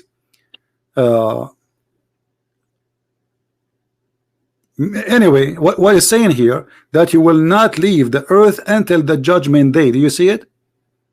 He's talking about the angel will come down in the day of resurrection. In the day of resurrection, Allah will send the angels down, and no one before that day can leave the earth. And then the angels, they will start. It says that in front of us. No, then you just say before that day no one will leave the earth. Where did it say that? It says in front of us. Here we go. Let me give you the link in the, this is Tafsir At-Tabari. It says that this is will happen in the judgment day. Now, can you highlight what you just saying, that no one before okay. the day? No, I will show that part. Yeah, well, you see, okay. Let me show you in Arabic, and I will show you in English. Here we go. No, that is my challenge to you. Hold on, this is my challenge to you too. It's in front of me. It's in front of you. It says, this is a verse. إذ كان يوم القيامة أمر الله السماء الدنيا فتشققت بأهلها. When the day of resurrection come, Allah will order the lowest heaven to open on the people who live in it, which is the angels. وَنَزِلَ مَنْ فِيهَا مِنَ الْمَلَائِكَةِ, and all the angels who are there, they come down. فَأَحَاطُوا بِالْأَرْضِ, and they will surround the earth from عَلَيْهَا بِالثَّانِيَةِ وَالثَّالِثَةِ وَالرَّابِعَةِ. So they are going to surround the earth from all direction number 1, direction number 2, etc. And then they فَصَفُّوا صَفًّا دُونَ صَفٍّ, and they will line people line after line. And then ثُمَّ يَنْزِلُ الْمَلَكُ الْأَعْلَى عَلَى. So Allah, then the Malak, the highest Malak, is going to come down to the earth. And then when they see him, they will try to run away. But they cannot. So this is what the verse is about. It's about the judgment day. And here we go. This is the English translation, which is a stupid translation, even saying the same. This is when the day of resurrection come. Those angels, the angels of the heaven, they will come down and they will surround on the earth, and nobody can run. Okay, have you finished? Go ahead. Have you finished? Can I make a comment? Okay. Now, whatever you say as a Muslim, that's perfectly fine. No problem. On the day of judgment, that is what's going to happen. But what I was asking you, as you made a claim earlier, that no one before the day of judgment can go outside the earth. That was the main thing. And you didn't prove me anything, any tafsir. Even Tabari didn't say before the day of judgment. No, he's saying that this verse, you're a crazy person. You are a crazy person. He is quoting for you the verse, O jinn and mankind, you cannot go out of the zone of the earth. He is explaining this verse. He's saying this is, nobody can, and until Allah, he sent his angels down to the earth in the judgment day. It's in front of you. This is the interpretation for the verse. What about the part that Allah without the permission of Allah. What did he say about that? Okay, what here we go. All right, here we go. Okay, this is what it's about, the permission of Allah. Here we go. Read carefully again. He repeat again. Ibn Abbas said, all jinn and mankind, you cannot go out of the zone of the heaven and the earth. You shall not execute except by his power. Read carefully. He says, if you can, this is the translation of Google. Know that the heaven. Okay, I understand the point you're making. Can you hear me? Yeah, I hear you. You're breaking up. Yeah, go ahead. Okay, first of all, you're breaking up badly. I'm half of the time I can't hear you.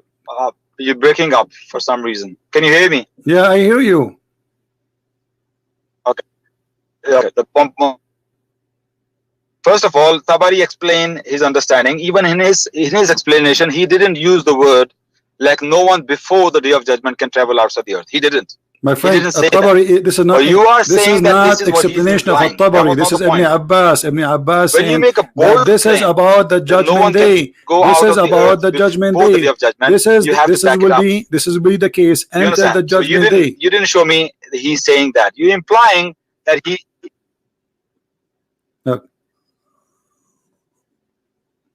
Hello.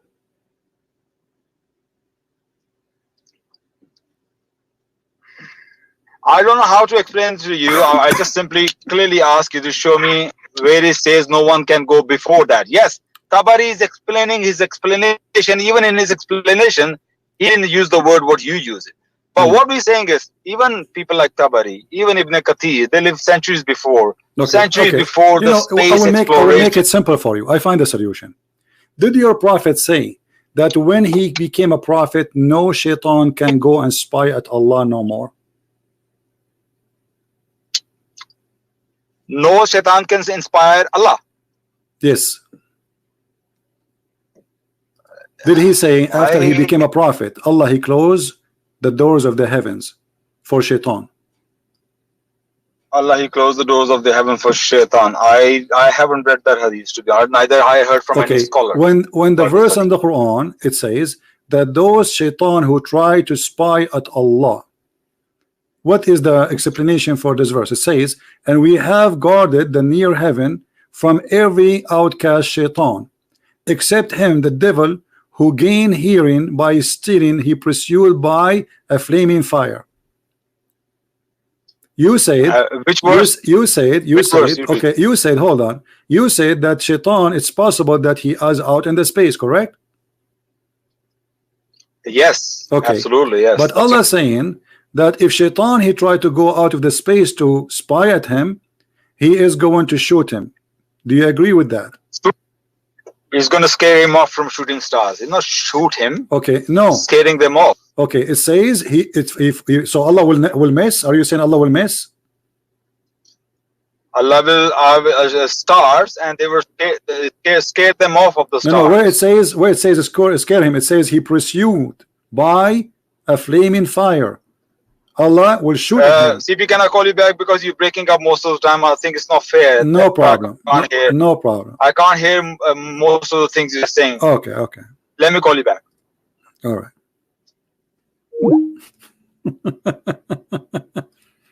I have a surprise for him. Just wait. You know, always you have to make them so excited, because the more excited they are, the more they will make Islam stupid. Yes, Abbas. You hear me? Hello? Yes, Abbas, go ahead. Can you hear me? Yeah, I hear you. What do you want to say? Go ahead. Hello? Hello? Hello? CB, I hear you, man. Come on. You hear me. I'm sure you hear me. Can you hear me clear, yeah? Hey, come on, I hear you and you hear me. Okay. So, all right. Yeah. Okay. Well, because I'm just driving on my way home. Okay. So I think there's sometimes your reception go bad. So right. Let's start again. Then you were saying. I was saying, when Allah, he said, if shaitan he try go out to the heaven, Allah will. You said Allah will scare him. He will not shoot him. Correct? Yes. Well, send the stars and they scare them. And then they, of course, they cannot travel where they want to travel. Okay. So but you have to prove it wrong, that this cannot be possible. Okay, listen. You have to show me there's scientific. You're making a fun of it. But Shaitan is trying to go out of the zone of the earth, correct? Yes, the understanding is that you go out of the earth. What is the zone of the earth? What is the zone of the earth? The earth have outside there are layers there, there are ozone layers there. All right. So is that the atmosphere? Is that the atmosphere? Okay. So you are saying this is the atmosphere, correct? Yes, atmosphere of the earth. All right. Yeah. So Shaitan, Allah will shoot him by a star, and you are the one who agreed. Everybody heard you saying that this is a star, correct? Star. That's right. Yeah. Okay. So as long you just agreed that this is inside the zone of the earth. So do you believe really that the stars are going also inside? Understand, I didn't say shoot him. No. Okay, hold on. No problem. Allah will scare him by shooting the star inside the atmosphere of the earth. Do you know how big the star? Did I say inside the earth? Why are you putting words in my mouth? You said the atmosphere. You said the atmosphere. The atmosphere is in the earth already. You know the star. Do you know how big the star? Satan is in the atmosphere. Listen. Shaitan is in the atmosphere, no problem. Look, Allah he showed us. Satan goes up Allah he pursue the Shaitan. And you can be scared from the thousands of miles away from the wherever you stars. Why can't you be scared? Okay, hold on. Why can't you stay?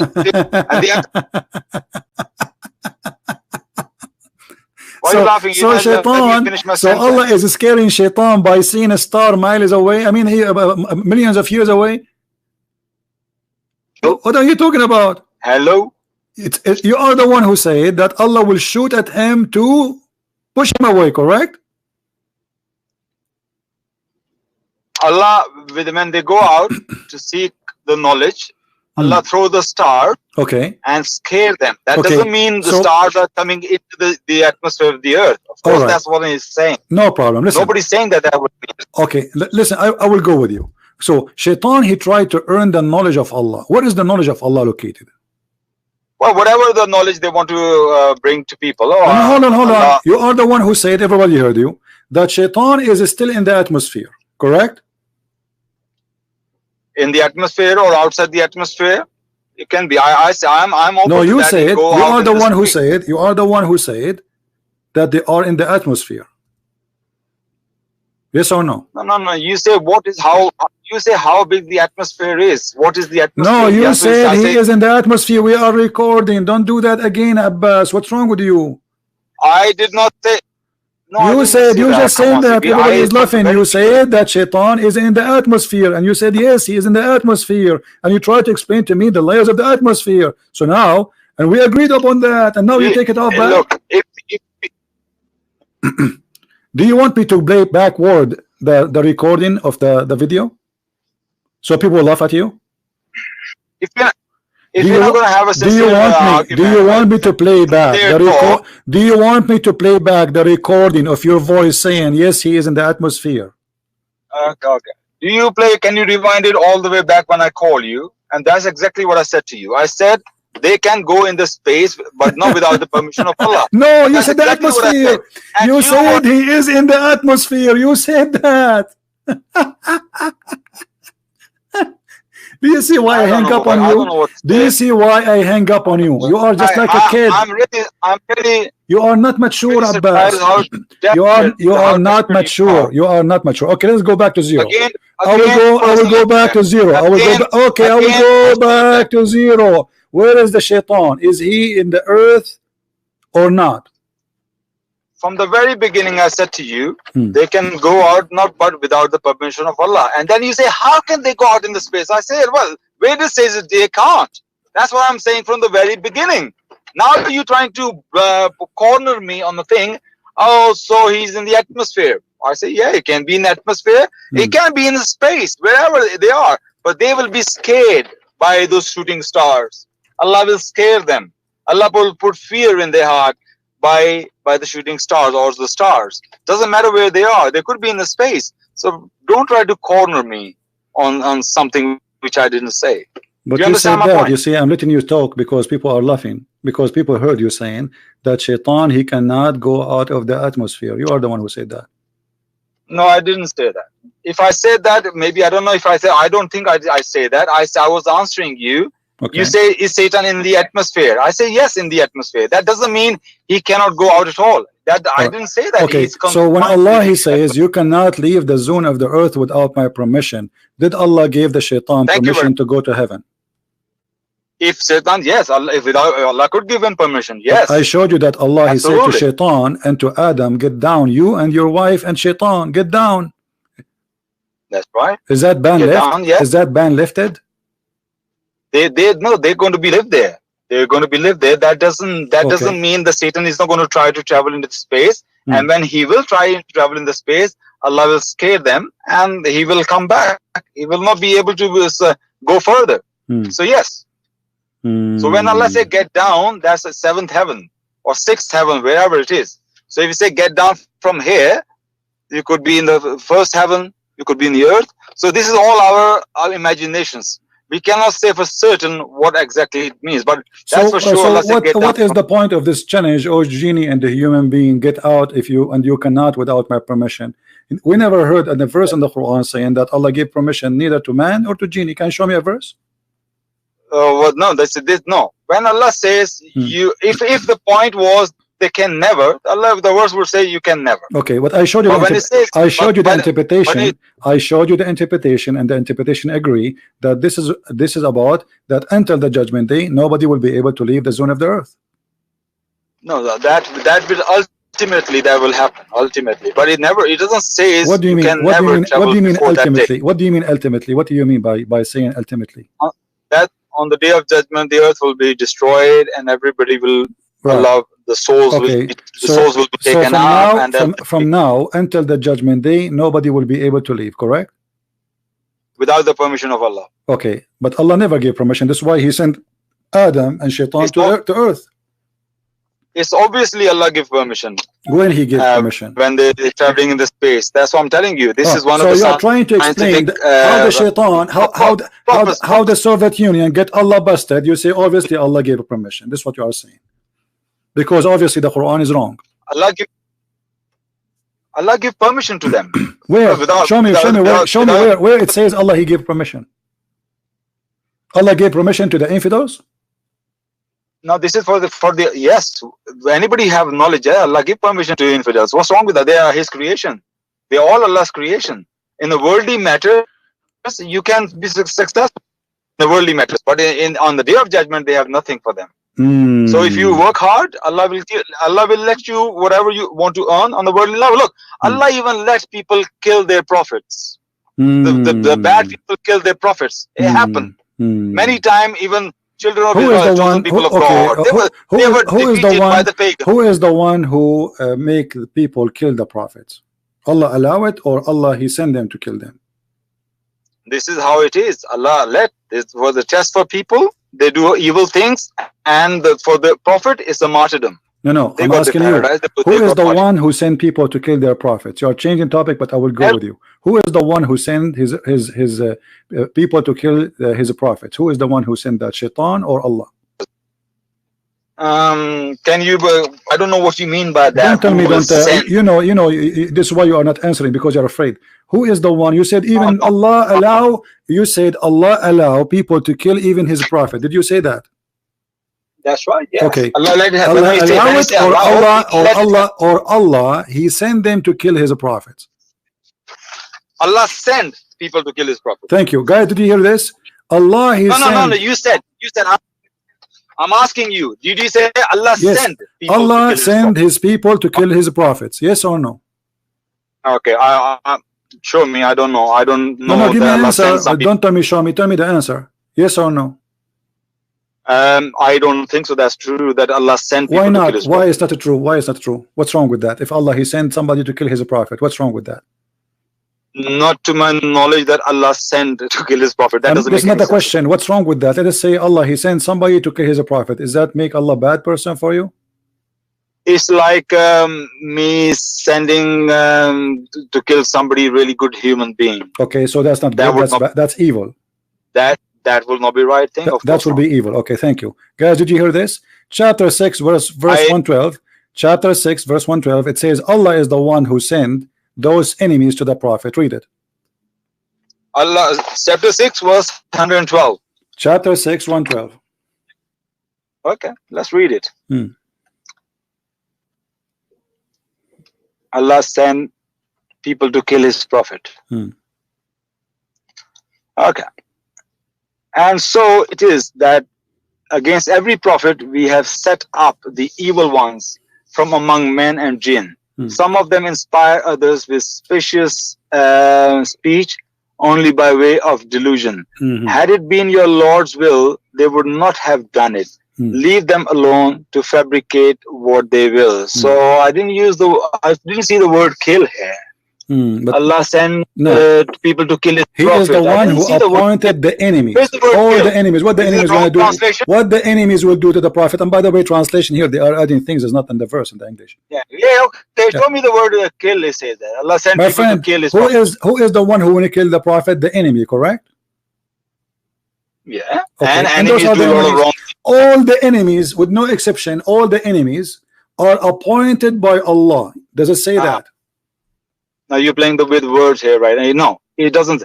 When I say Allah raised people against prophet, but no, it doesn't say that. It doesn't say that. And so we have appointed for every prophet enemies.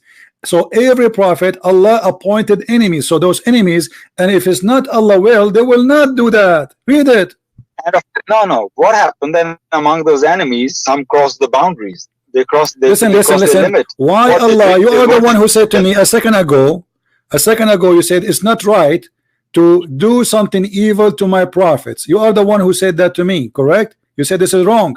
So why Allah is appointing enemies to his prophets, which is against what you said, that this is wrong. You said this is wrong. Okay. How I send somebody and I will appoint something against him. This is wrong. You said that. This is evil. CB, I don't know. People don't get it, but I just get you very well. You know, I can see you through very well. Like, you know, that you show the picture of that transparent hoor in the heaven, you know, X-ray. I can see you through like that X-ray. For me, it's nothing surprise. But people are very fooled. So you nothing surprise. So why you said it's wrong that Allah will appoint against his prophets his enemies? You are the one who said that. This verse is not saying what you're saying. You said if I show you that Allah sent people to kill his prophet, I say I don't know. Is the enemy of the prophet is the one who killed him, or the one who killed? Who is the enemy of the prophets? Who are they? The enemy of the prophet? Okay, listen. Who is the enemies of the prophets? Every enemy is not a killer of the prophet. Okay, but all the enemies are appointed by Allah. All the enemies are appointed by Allah. Yes or no? Allah is not sending them to kill the prophet. So, man. What you no. He sent them in purpose to hurt his prophet. You are the one who said. Everybody heard you. You are the one who said even Allah he allow people to kill his prophet. You said allow. Did you say allow? No. Yes, Allah, because Allah allow everything. Okay, guys, Allah he allow. No, Allah don't allow everything. Don't stop being lying. Because Allah he said nothing can happen except by his permission. Is that correct? His will. Okay, by his will. Okay, so when somebody kill his prophet, that is his will. What Allah let evil happen. If evil happen, Allah doesn't stop talking like rubbish. Is that the will of Allah or against his will?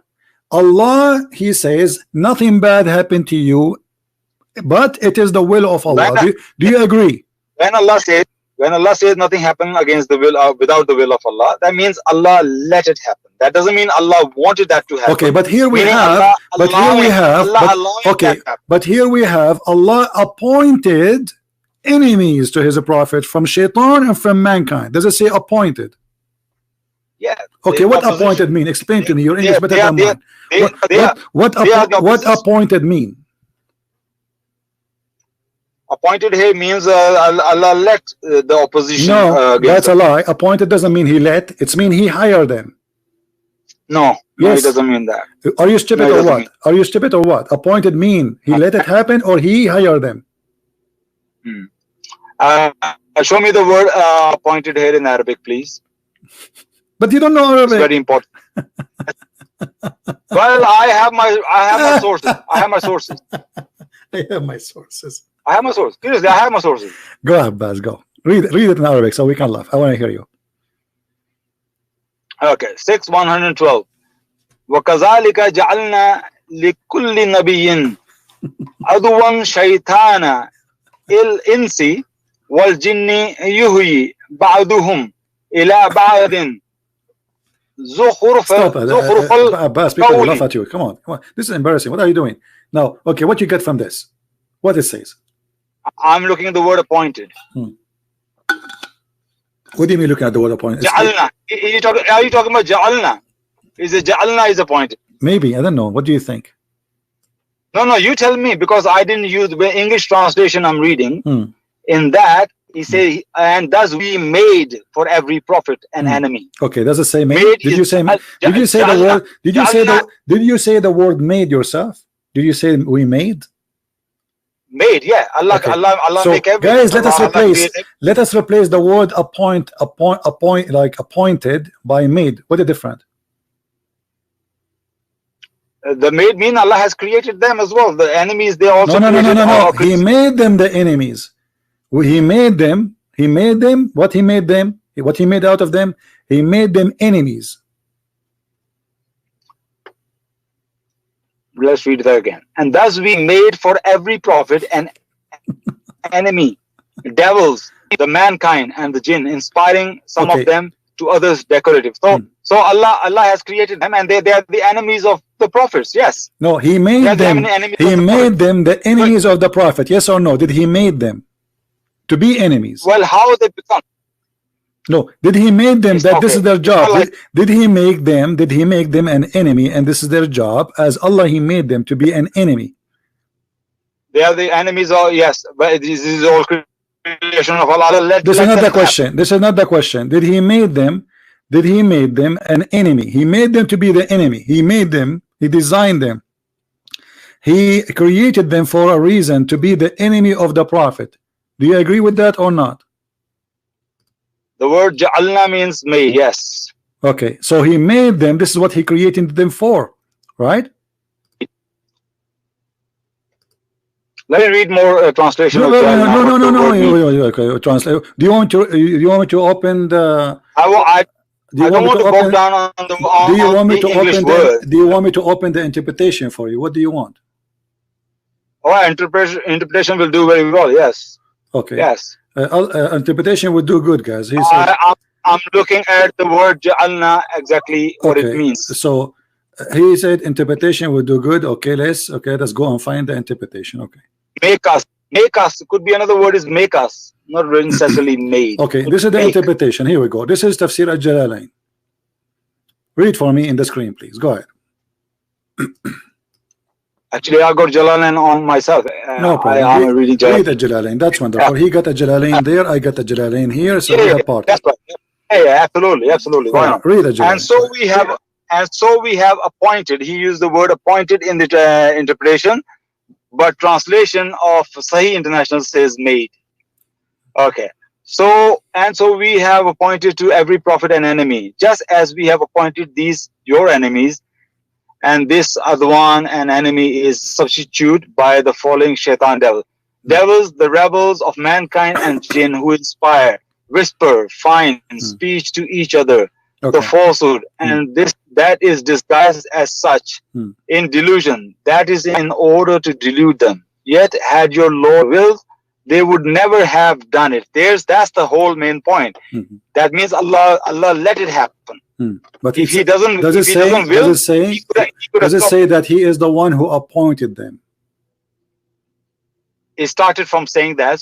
So we have appointed every prophet. Okay. And enemy, just as we have appointed these your enemies. No. What does that mean? You see, you are the one who said you reject the word appointed, but now we go back to appoint because this is what Jalalain is saying. So Allah is the one who appointed enemy to the prophet, and you are the one in the beginning who said this is wrong.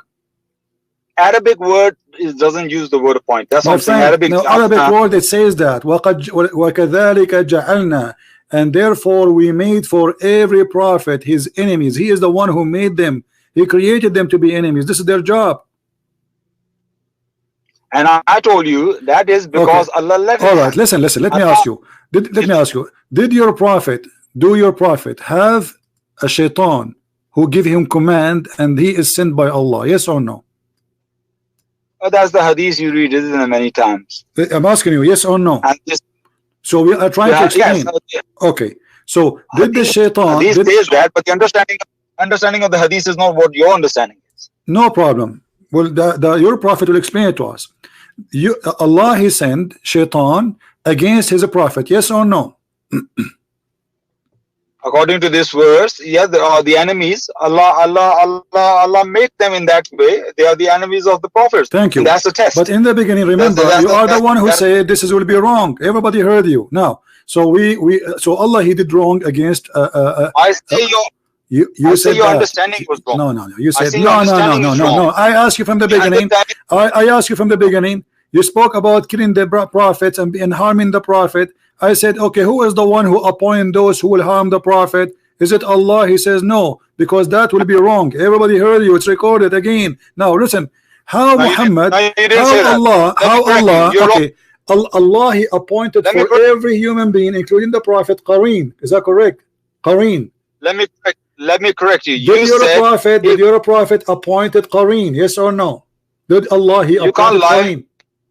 Look, you can't lie and just say leave it. I have to correct you where you just lie. It's recorded. There's no need to correct it. It's recorded. No, I know this is also recorded. That I'm not going to refute you. That will be recorded as well. So I have to refute you. You said, didn't your Allah send people to kill his prophet? That's what he said. I say, not to my knowledge, Allah didn't send anybody to kill him. Now, sending somebody to kill him is very direct thing. But let people to kill his prophet is another thing. So when Allah make enemies for prophet, those enemies were the oppositions. But Allah never tell them to kill their prophet. Allah never say go and kill my prophet. That was the whole point. He is the one who appointed to be the enemy, which means they are doing the orders of Allah. Appointed him enemy, they were the opposition. That's what it is. How Allah he appointed them? Okay, let me ask you. When Allah he appointed me now to be the enemy of Muhammad, what Allah did? He gave me an order. Hey, Christian Prince, I want you to target Muhammad. Is that correct? No, you do be opposed. No, he let you to oppose. Okay. No, don't let me. It doesn't say he let. It doesn't say he let me. Stop being a liar. We asked you from the beginning. Who is the one who made those people and appoint those people to be the enemy? He says it cannot be Allah. The verse in front of us says we have appointed, and appointed is so clear. Like Allah appoint prophets, yeah. Okay, appoint, but here he appoint Allah. He appointed evil one against his prophet. Who is the one who appoint them? Allah. But when you understand Islam and Quran, look, even you read the tafsir doesn't agree with you. Okay, the tafsir is in front of me. It says Allah appointed. No, Allah doesn't say as you saying that. Allah. It says that in front of us. Everybody can see it. Everyone can see it. Allah, he appointed them against his prophets. Let me read that again. He doesn't explain that what he's saying, that he's sending people when people are killing, that's what, because Allah appointed them. No, appoint here means they're the enemies. They're okay, what appoint? Okay, Abbas, slow by one. You know you are smart, we are not. What we can do? What the word appointed mean? Let us search in Google translation and see what the word appointed mean. Whatever it mean, I will take it. What do you think? Appointed. Let's see what appointed. Here we go. Appointed of a time, of a place, decided on before and designated. So Allah designated. Do you see it? Allah designated for every prophet his enemies. Who is the one designate the enemy? Allah. This is what appointed mean. English is not my first language. English is not my first language. I search in Google. Huh? Wait, you're too fast. You're too fast. First of all, when you say Jalna means appointed, you know that it doesn't mean appointed. My friend, not every translation. Listen, you are the one who said to me. You are the one who said to me, "Let's go to Al-Jalalain." I am in Al-Jalalain, and you said you have your version Al-Jalalain. I said that's wonderful, and you did read. Does it say in Al-Jalalain in front of you appointed? Yes or no? In Tafsir, but the Sahih International say made. Okay, and my friend, Yusuf Ali say does it say okay? So Allah, when we say Allah, He made for every prophet his enemies. He's not talking about the creation of a human being, because already a human being created long time ago. Allah created supposedly genie and the human from the beginning. That's it. But here He's talking about specific thing. The enemy. Who is the one who made the enemy for Allah, for his prophet? Allah. Yeah. Okay. Listen. Muhammad Sallallahu has many enemies. They tried to kill him, but they didn't kill him. They did not. Allah saved him. Yeah. So why Muhammad saying that he was killed by poison? Enemies couldn't kill him. Well, he never says killed by poison. I heard you all this rubbish all the time. He never killed by prophet, killed by poison. He did say to Aisha, I feel the pain of the poison. Okay. I ate. He feel the pain of the poison, but that is his understanding. But that doesn't mean that's true that poison affecting him. Guys, did you hear what Abbas said? Abbas, can you give me a minute, please, guys? Did you hear? He said this is his understanding. So he's saying he's a prophet is a fool. He don't understand. So Abbas today is correcting me, correcting Muhammad, correcting the understanding of all of us.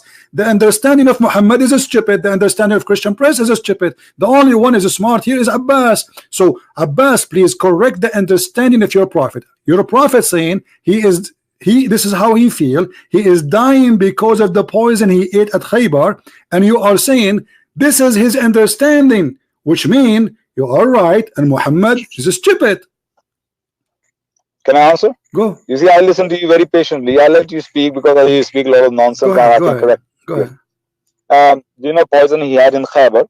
And he died 3 to 4 years later. In that 3 to 4 years, and remember, one of his companions died on the spot, who ate with him. He died on the spot. So poison was so strong. So if that poison affected him, he had many battles in between that. He conquered Makkah. He had a Hunain, Battle of Hunain. He done Hajj. All that time, in that time, he was really suffering. I never, by the way, heard of the Battle of Hanan. Hanan, okay. What is that, Hanan? Is that the new whiskey? Hunain. Hunain. What Hanan? Okay, so Abbas, I get you. You are saying that your prophet is really stupid. How you say that, Muhammad, after 3 years of being eating the poison? You idiot. How in the world you say that you die because of the poison? This is what Abbas is saying. He is saying that he's a prophet obviously is an idiot. He ate a poison 3 years ago, and yet he think this prophet is funny. This is stupid, man. This is a crazy prophet. He think after 4 years of eating the poison, he is dying because of the poison. So we get a conclusion from Abbas that Abbas saying that Muhammad, he was saying false words. He thinks something, but the fact it's not. He's wrong. And Abbas, our brother here from the Pakistan, is correcting the mighty prophet of Allah. The prophet, he says something, obviously it's wrong. This is what you are saying. Everybody heard you. Yeah, can I? Go ahead. Well, what that Allah has given us intellect and reason and logic to see things doesn't make sense or not. So you are saying the prophet have no logic. Oh guys, did you hear this? Allah, when Muhammad he says that he don't have decency, he don't have sense, and he don't have logic. He accuses his prophet of all of these because Allah, this doesn't make sense. You just said that this does not make sense. Allah, he gave us logic. Allah gave it. So Muhammad, he been given not the logic of Abbas. Abbas, he got the logic. Muhammad, he was not given the sense of understanding. Abbas was given that. So you just admitted that your prophet is really stupid idiot, and he have no logic, he have no sense of understanding, and he's a stupid. You said that, not me. No. What I'm saying is, when I analyze everything, the time of he ate poison and the time he died, in the middle he was perfectly fine and healthy. So what happened then? So I come to the conclusion, and I'm sure you're not going to like it, that this hadith is dubious. This hadith, but this is Sahih Bukhari. And Sahih Bukhari are all not even Sheikh Albani. You see, a second ago you never mentioned anything about the hadith, but now after we got you busted, humiliated because you humiliated your prophet, now you have to jump to the last try, the hadith. There's something wrong with the hadith. I didn't see any of that what you said about the prophet. Just go. I have enough comedy for people who want to record the videos and they will post it again. The last solution, the last thing is, let us talk about the hadith. The hadith is not good now. The hadith problem, brother, this is the hadith. This is Sahih Bukhari. This is Sahih al-Bukhari, the most authentic book for the Muhammadan, the follower of the pagan religion of Islam, the black stone kisser prophet. You see how they insult their prophet. He is correcting his prophet that he's a prophet, he have no understanding. So look how where we jumped. The Quran is making it clear that nobody can leave the zone of the earth. The guy, he says, without the authority of Allah, and this is supposedly Allah gave authority to the Soviet Union, when the fact, all the interpretation saying it clearly that nobody can leave the zone of the earth until the judgment day. And we showed him the interpretation. Even we show it in English. We use the English translation so he might understand. Still, he want to play games. This is about the judgment day. Nobody can leave. The only one who can leave is the prophets of Allah. Muhammad, he never thought that time will come and people will be able to leave the earth. He never thought that will happen. It's impossible. And this is why he is making a challenge that nobody can leave the zone of the earth. So now, after we notice that the infidels and the one who left the earth first, we cannot even call them Christians, we cannot call them Jews, we cannot call them believers. It was the communists. Because the Soviet Union is the first people who leave the earth. And at that time, this was a communist country.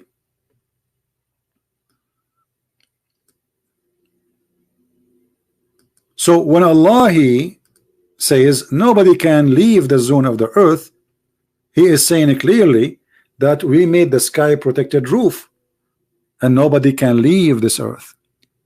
If we go to different verse in the Quran,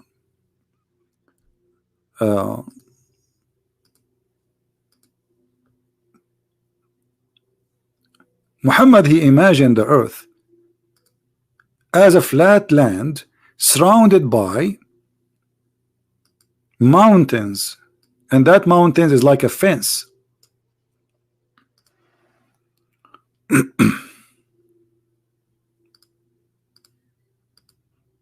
Let us see Ibn Abbas, the interpretation of the cousin of Muhammad, which is more close to the time of Muhammad, because this is from the time of Muhammad supposedly. From the narration of the authority of Ibn Abbas, that he said the interpretation of Allah saying Qaf. He said it is an azure mountain overlooking the world, and the color of the sky takes from it, and Allah swear by it. So what we have here, we have a mountain surrounding the whole earth. Let us do some drawing. So the earth is like this.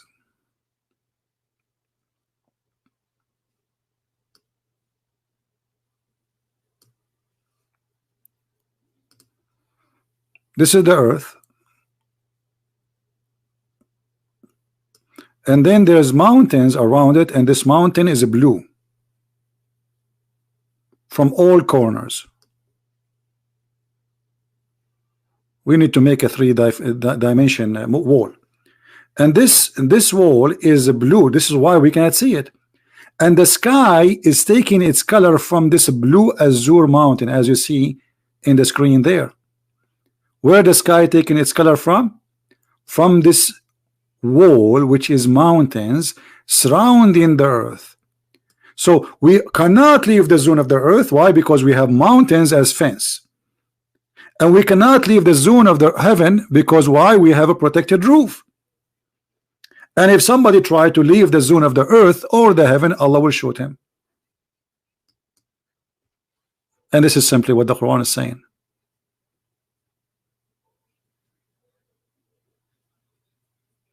And this poor kid, he is trying his best to defend something nobody can defend. Nobody. Who can defend this? Nobody. But because it's very embarrassing, so he have to fabricate. Oh, Allah, he said by authority, but the authority is so clear. Nobody have that authority.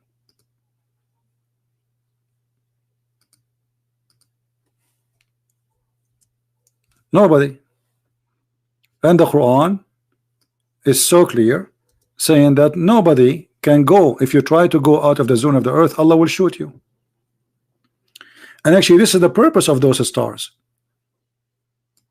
We adorned the lowest heaven. And by the way, here when Allah He says the lowest heaven, the atmosphere is included, because according to religion in Islam, the second you lift your foot in the top of the air, this is heaven, this is sky. The sky is anything you see above you. It's not like now our understanding. We have like the atmosphere is inside, considered part of the earth, etc. No, the lowest heaven is where the stars are located, and this is where the war will happen. Shaitan, he tried to go out. Allah will shoot the shaitan. By what? By lamps. Those are lamps. They cannot say this is a meteor. And actually Abbas himself, he said shooting stars are not meteor. He said that, not me. And shooting stars, according to him, they are already stars. Okay, but shaitan is in the earth. He is walking in the earth. He will try to go out of the earth, but he cannot. And this is what all the verses are confirming. And we have guarded the near heaven from every outcast shaitan. It's guarded, that's it. He cannot leave. And shaitan here, by the way, is not necessarily shaitan, because we just showed you that Allah He appointed for every prophet shayateen of the mankind and the genie. Do you see it? Do you see it, people? So according to Islam, there's a shaitan who's a human. Shaitan, not necessarily the devil, as we know. Allah saying, for every prophet we appointed the devils. And who are the shaitan?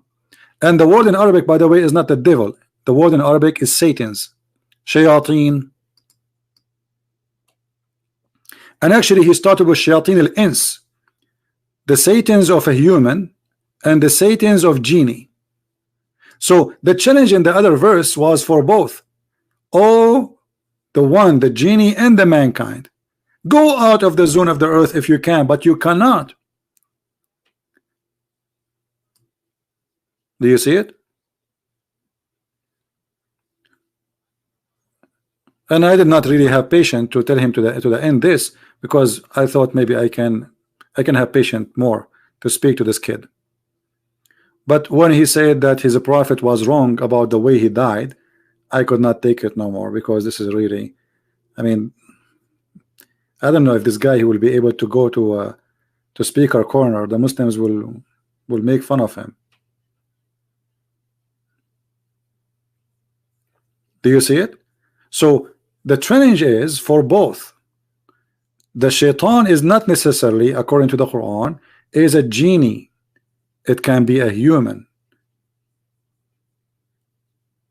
And you will see that shayateen among the mankind and the jinn. So the first is the mankind shaitan. What the other verse saying? Allah He challenged mankind and shaitan to go out of the earth. Both of them.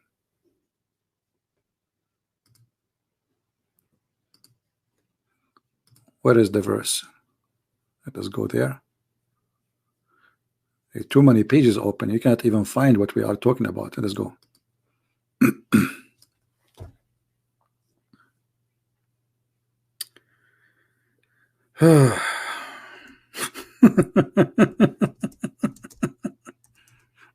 I feel sorry for this kid.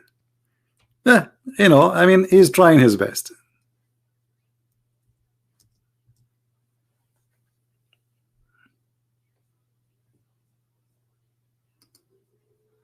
That was a challenge, actually. That was not, I will give a permission. O assembly of jinn and man, if you have power to pass beyond the zone of the heaven and the earth, then pass. But you will never be able to pass. And then he says, except with my permission. So if he gave them permission, so why he is making a challenge? That will be stupid alone, right? Do you understand me? If already they are flying, so why you are making a challenge to pass? Do you understand, people? Abbas saying no, Allah he gave a permission, but he is saying if you can pass, but you cannot pass without my permission. So if they have a permission, that would be stupid to say to them pass, because already they are doing it. But you cannot, he cannot come to reasoning with those people because they are just trying, desperately trying to defend. Nobody want to use his brain. Imagine I say to you, you cannot drive my car without my permission, but you are already in the highway driving the car, and I challenge you saying, and you will not be able to do it. Not only I shut up, and you will not be able to do it without my permission, but he is driving in the highway already.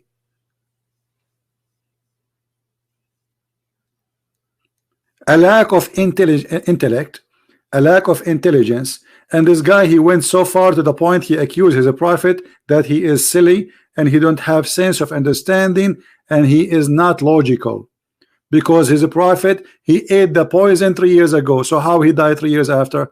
And look how silly this argument is, because you might be shot 20 years ago and you die because of the bullet 20 years after. There's people, they have a bullet in their brain and doctors could not take it. They could not take it because the surgery, it might cause death, certain death. So they leave it there. They told him, we cannot take it off. Well, we hope you will live long. But then you die because of the bullet. So if you did not die immediately, that did not mean that the bullet did not kill you.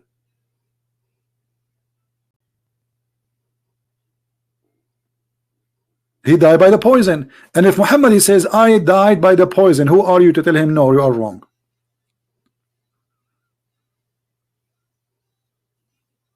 And about the hadith where Muhammad, he received the command from the devil. How Muhammad is a prophet, but the devil is commanding him to do good?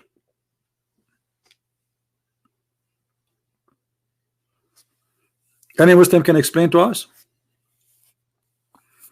how the devil is commanding the prophet of Allah to do good? I want a Muslim to call me and explain to me that. Muhammad, he received command from who? From Allah or from the devil? From the good God or from the good devil?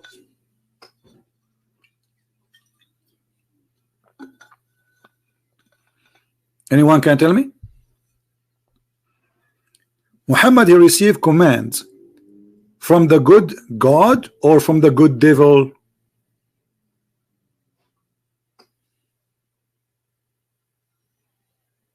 Any Muslim?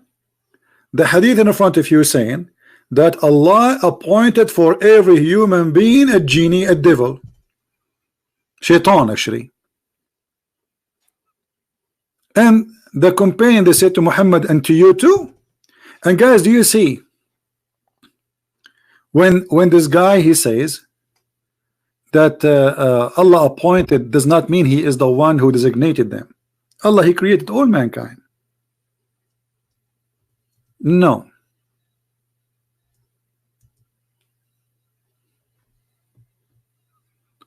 Muhammad, he made it clear that Allah, he appointed, and their job, let me show you the hadith. Hold on.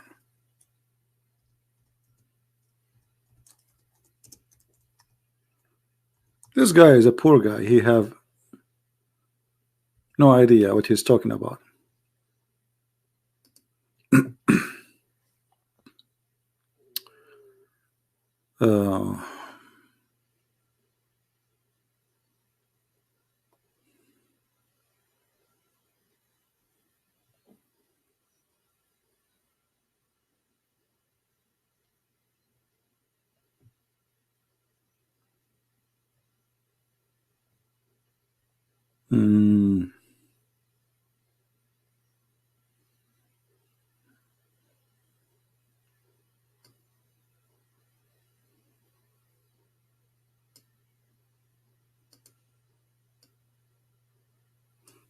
Let us see this one.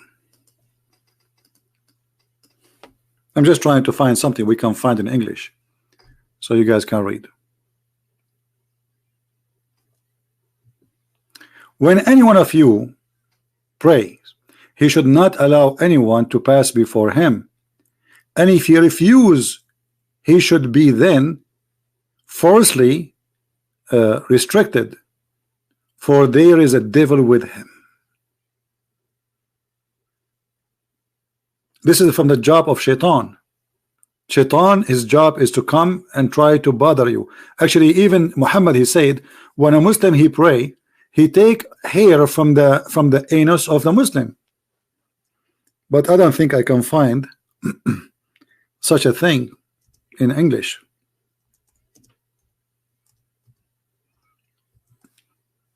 Let us see.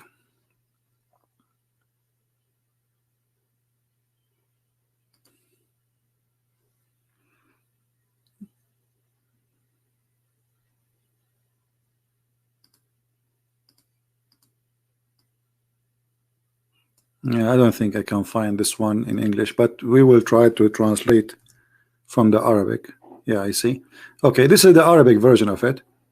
Here we go. This is the hadith. I will click translate to English. All right.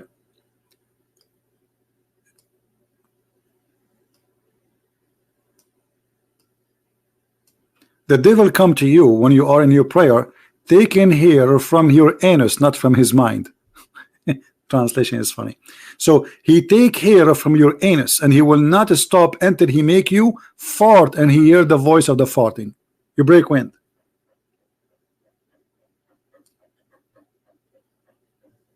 You believe it? Allah appointed Shaitan. And this is why you see Abbas now, if you take a selfie for his anus, you will find no hair there, because if you pray 5 times a day all his life, I mean, how many hair he lose a day? And how painful to be a Muslim. Because do you know how painful to take hair from your ass? Try it. I don't know. I never tried that, but I know that if you take hair from your skin, it's very hurtful. So imagine you are taking hair from your anus. And this is Shaitan he do. When the Muslims they bend over, Shaitan he take hair from their anus and he put his foot and he push like out, and he will not stop doing that, which means not only 1 hair, 2 hair, 3 hair. He will keep doing that until you break wings.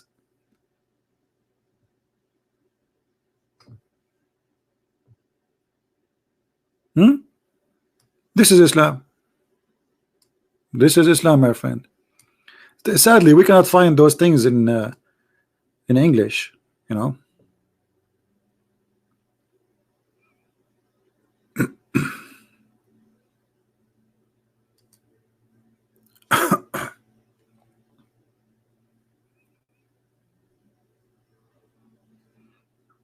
Now look here, they have it a decoration. Look at this. I found here they put face. قل أرأيتم أن أتاكم الشيطان بغتة أو جهرا blah blah blah blah blah blah blah blah blah blah blah blah. What is that? This is a chapter. It's called the chapter of the anus. We cannot find this in the Quran.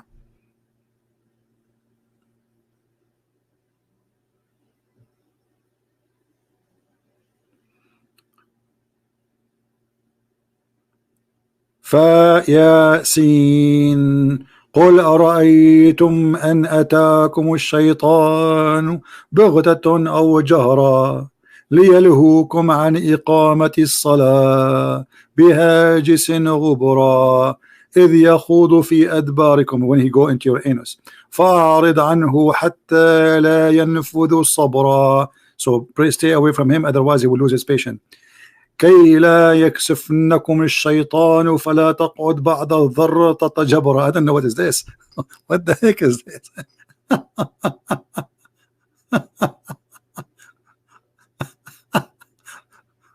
What a joke. So Shaitan will take it from your anus here, and he will not stop until you fart. Do you remember the video, guys? Do you remember the video of the sheikh who is teaching Muslims in YouTube that when you go in the bathroom, the Prophet of Allah, he says you have to make a prayer, otherwise shaitan, he will enter into your anus. Do you remember that? You know, it's hard to believe, but this is what they believe.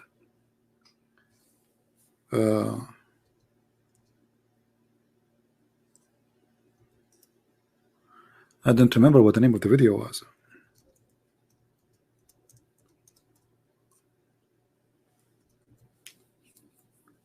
Here we go. This is the video. You can search for this video here. I'm not going to play it. Islam, Satan farts.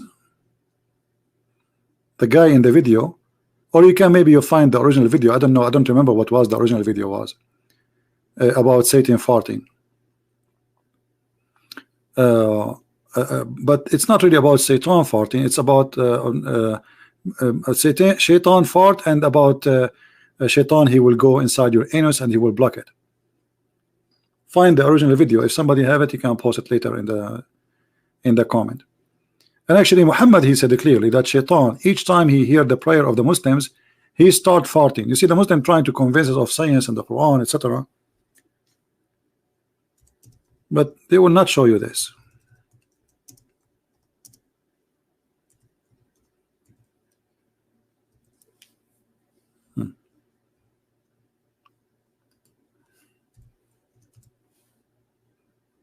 Read.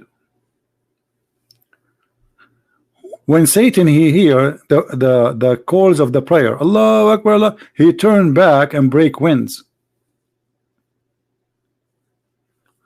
You know, if you think about it, like Abbas was talking about, this does not make sense. That's not logical. The guy, he ate the poison and he died for years after. But this makes sense to Abbas. This makes sense. I mean, isn't it obvious? You go around the Kaaba, it smells so bad. This is why you see two soldiers there. They have perfume and they keep spraying. They have a spray in their hand, the one they use in the bathroom. Because Shaitan is all over. He's pissing there. I mean, he's farting.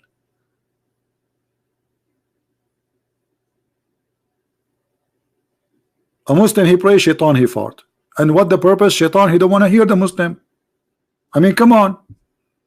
Somebody tell this. Now I know why global warming is happening. Somebody tell the Pelosi, what's her name, Pelosi? She think the problem is a Trump. The problem is not a Trump. It's Islam. And it's Allah. You should forbid people from saying the word Allah, and then Shaitan, he will stop making a global warming. Do you know what farting is containing? This is what causes global warming, literally. So if there's 1 billion Muslims and Shaitan, he fart 5 times a day, and do you know how big the ass of Shaitan, brother? It's big. Shaitan ass is big.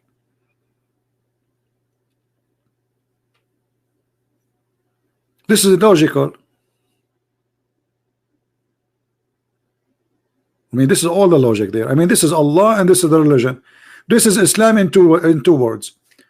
This man, the one they call him prophet, he's not qualified to teach one-year-old baby.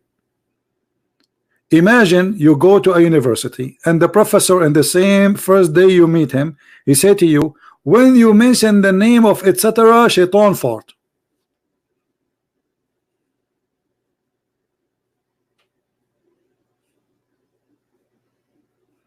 Even Nancy Pelosi will not believe in that. Nancy Pelosi will believe in that if you say Trump. And I think Nancy Pelosi, she fought when she heard the name of Trump. She lose control of his stomach and her belly. What is this? This is God, this is religion. Who want to convert to such a madness? The sun set in the murky water. The stars are shot. They shoot a human being if you try to go out of the earth. You know, and suddenly Abbas, according to Abbas, Allah, he gave a permission to the American, and the funny, Allah gave a permission to the American and to the Russian to go to the space, but not to the Muslims.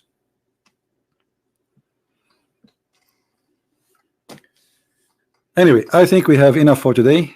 Did we have a good time, guys? Always when you see a title in my video disappear, because I don't keep them, but what you need to do, try to search for the same title like 2 hours from now or 3 hours from now. It takes time for YouTube to process the video. So then there's people who would download the video and they will post it. Subscribe to those channels, all of them, and so you will find the video. All right, like now there's many names, like there is Revelation, there is Sam, there is many of the good guys here. They are doing great job to download the videos. So subscribe to their channel. All right, and whatever you miss, you will not miss. And usually I update the link in my Patreon. All right,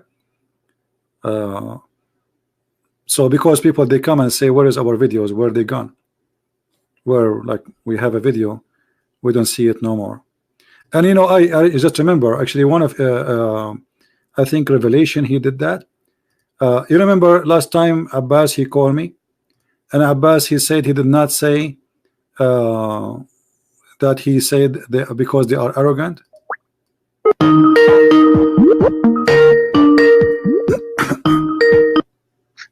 Peace be to you, brother. Yes, Abbas, I'm scared of you. Yeah, well, you block me all the time.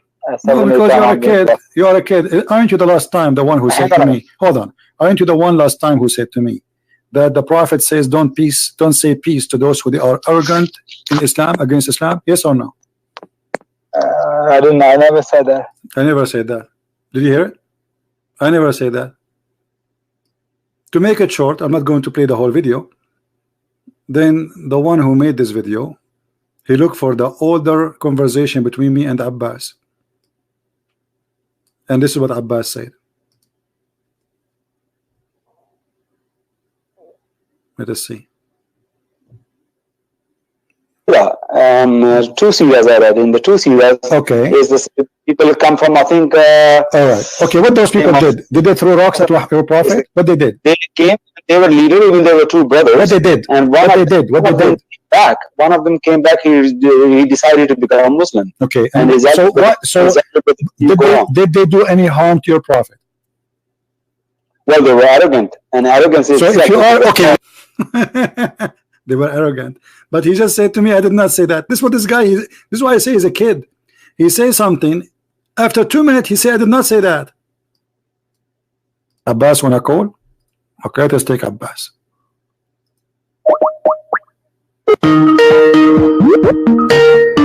I did not say that. Peace be to you, brother. Yes, Abbas, I'm scared of you. Yeah, well, you block me all the time. No, because you're a kid. You're a kid. Aren't you the last time the one who said to me? Hold on. Aren't you the one last time who said to me that the Prophet says, don't say peace to those who are arrogant in Islam, against Islam? Yes or no? I don't know. I never said that. You never. I never said that. I never said that. Oh boy. Somebody wanna call me? Well, how I can find his name? Yeah, he have to give me his ID, not just a name, because in Skype, my friend, there's tons of people have the same name. You know, do you know how many hundreds of millions use Skype? So how you will know which one? Have the same name. You have to give me your ID in Skype, not just a name.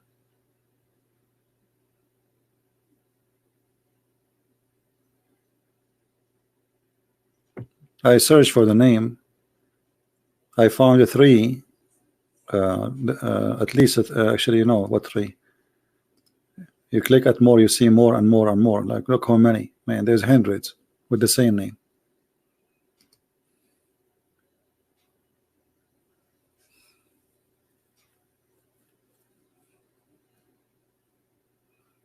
We cannot go by, I think it is the first one. We have to be sure. Because we text people, we call them, and then we find that he have no idea. So Mr. Ihsan, What is your ID, my friend? Is that the picture with the guy? He is naked. Is that you? Is that a guy? He have no t-shirt, or what is that? Doing a, what is he's cutting the head of somebody, doing hair for somebody? I'm not sure. Sound like a kid for me. Do we have any Muslim?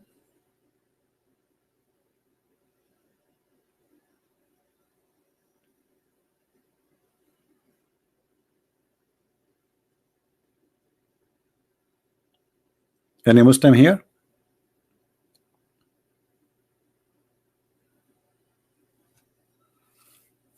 Yeah, supposedly we are going to have Dr. Hassan. You know Dr. Hassan is a professor, and he have he have many Nobel Prize of science and intelligence. Dr. Hassan, he will be with us this coming Sunday.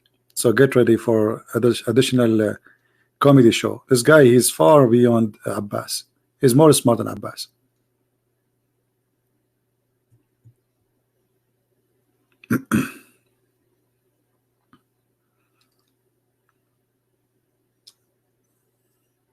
Yeah, what Nobel Prize is, Nobel Prize is something, maybe it used to be real before, but these days all those things are political. Like old days, there's people who really deserve to have such a prize, but then by time this became political. Like Obama have one.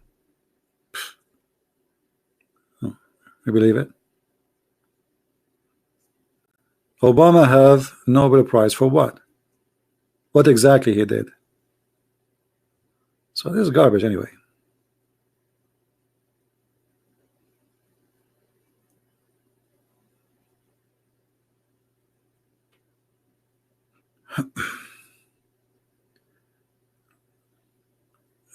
We have our friend here saying, since he discovered CP, my wife and I, we have late night. So are you going to blame late sleeping because of me now? Here we go. Now he will go back to work tomorrow every day, and you will say to him, why you are he will say, it's not me, this is ZB.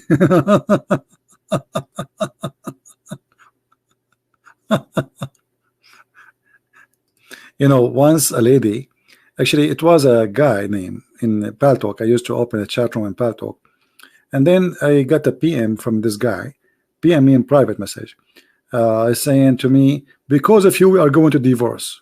I don't know, from the middle of the where, who is this guy, what he's talking about. So what are you talking about, man? He said, I am not a man, I'm his wife.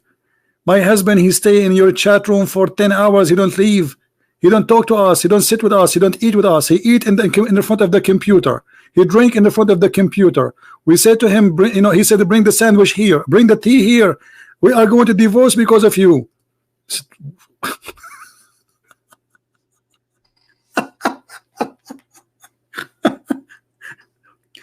So anyway, I told her, okay, later I will speak to your. So I spoke to him. I said, listen, you are allowed every day, maximum of 2 hours to be in my chat room. After that, I will bounce you.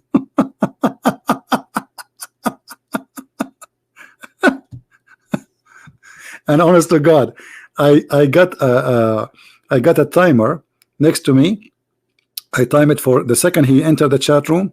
I see his name. I put a mark next to his name. I don't know his name. Next to his name, 2 hours bounce, which means after 2 hours I have to bounce him. So the second he entered that chat room, I hit the one you use for chess game, etc. So 2 hours, bingo, I bounce him. Yeah, be careful. It bring addiction, especially with the comedy we face here, every day. You see the comedy we have here? It's unbelievable. Yeah, but before I used to stay like, you guys, you saw nothing. We used to stay, sometime I stay 12 hours, 14 hours. It is unbelievable. And, 14 hours talking. I mean, if you try to talk for 1 hour, 2 hours, you will have headache, you will lose your voice. Literally. I stay, once I broke the record, I came back Friday. I came back from work. I have the whole weekend. I did not even change my clothes. I turned the computer on. I started the chat room, and I stayed Friday, and then Saturday. You know, the chat room is open. Like I say, guys, I'm going to play a music. I will be back just to go to the bathroom.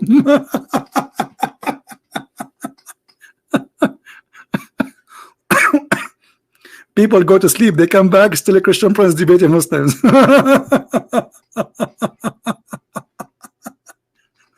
They go back over the continent.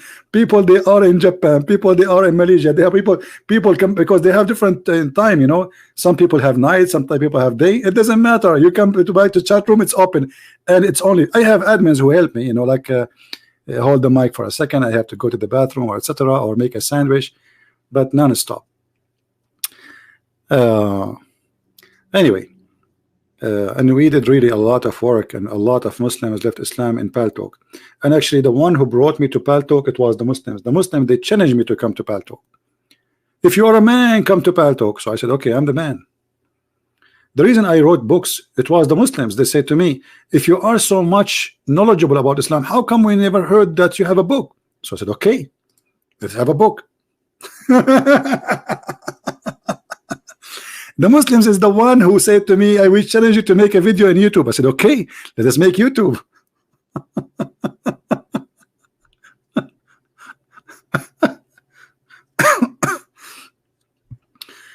All the things I did because the Muslims encouraged me. It's true. It was not actually in the beginning. The Christians, they were fighting me. You know, I don't know if you notice, Christian, they say to you, this is not the right way to debate Muslims. You say harsh words to them. This is not Christianity. They are all over me. Actually, I remember once I have a bishop. I will not say from what church, but a very traditional church. He is an old man. I respect him actually. He's a good man. He said to me, so what you get from this? So what do you mean? So what you get from this, from your health, staying, talking, arguing with people? I mean, you might have heart attack. This is very hard. What you will get from this? I said, a lot of people left Islam and accept Jesus. Actually, no, I said that to him. No, hold on. He said, what you get from this? So I said to him, what do you think? He said, you will damage your health and etc. etc. I said to him, okay, how many people they come to Christ by your work from the Muslim belief? He said none. I said, ask me the same question. You are a bishop and you are 70 years old and you did not bring one Muslim to Christianity, and you are, instead of encouraging me to do more, he is discouraging me, saying to me, what you will get from this? You see how the Christians sometimes they try to discourage you without noticing. You see, if a Muslim doing that, you know, bringing people to Islam, Muslim, they will support him. They will, yeah, good brother, etc. A Christian, mostly, they go against you because they will say to you, oh, you're being nice to the Muslims. You are not being, what nice? What do you mean nice? Jesus, he said to the liars, the hypocrite, the sons of the snakes. Yes, he did. What nice? Jesus, he flipped tables in the temple. He said to them, you made the house of my father a bazaar. So they want only specific kind of a Christianity. They want to only adopt only one thing. But Christ always was a truthful. He never was hypocrite. When somebody is hypocrite, he says to him, you are hypocrite. If you are your father, you do the work of your father. Right? So, yeah, Maria, your ID, please. Maria, are you a Muslim? Maria? If you are a Maria, if you are a Muslim, give me your ID. I will contact you, no problem. Which should we read except your books to study Islam? Well, my books make it a lot easier for you, because to study Islam, it's English books. And if you study Islam from Muslim books, you will never study anything unless you know Arabic and you are very, let us say, I don't want to say people are not sharp, but people, they do not know really how to study such a complicated topic. So you need somebody who can connect the dots after reading a lot about Islam, so he can put the information together to get the image. And that is not really easy, especially you are reading from a translation, because all Islamic translation is false. Not even a single one is not false. You see the translation in front of us, it's false. Quran translation is false. You cannot find one accurate translation.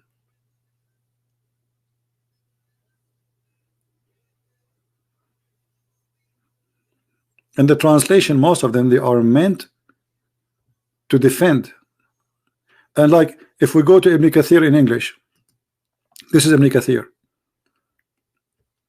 The translation of Ibn Kathir in English have nothing to do with the book of Ibn Kathir in Arabic, but yet it's called translation.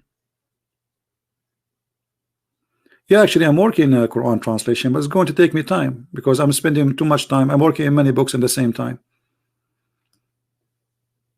Right now, I'm working a book. It's called Allah Justice. Trying to finish it as soon as I can, you know. Are you a former Muslim? No, I never been a Muslim, not even for a second. I'm too smart to be a Muslim. Not even when I'm a baby. To be a Muslim for 1 second, unless you are born from a Muslim family, it's mean you have to see a doctor. Anyone who can be convinced that God will give virgins because you believe in him, obviously that person is an idiot. Isn't it obvious that this is stupid? To believe in God, he will give you women to have sex with them. Why? Is God is a pimp? Is that Las Vegas? Where is love? You see, when we speak about the humanity, we say we are different from animals. When a man is promised a lot of women, that means there's no love there. There's lust. This is just about sex. And as long as it's about sex, that's just pure pleasure with no love. That's when women, she is a sex toy for you. You sleep with women you do not know. They are made to sleep with them. And Muhammad, to make it more hilarious, he said that those women, they are transparent, see-through, to the point you can see the marrow of their bones, as you see in the screen. Do you see it? Hey, Maria, give your ID to the admin in Skype, and maybe I can help you. You can talk to me only about one topic, is about Islam. If you have a family member, and you can ask me a question, but I don't like private conversation. Anyone will talk to me to ask me questions about something private, I will block you. Do you see it? This promise alone is enough to prove that Muhammad is a false man. I mean, what kind of a prophet, what kind of God? He will give me a woman, she is transparent to the point we can see through her bones. Ask yourself, what is that? And this is ugly, actually. This is stupid.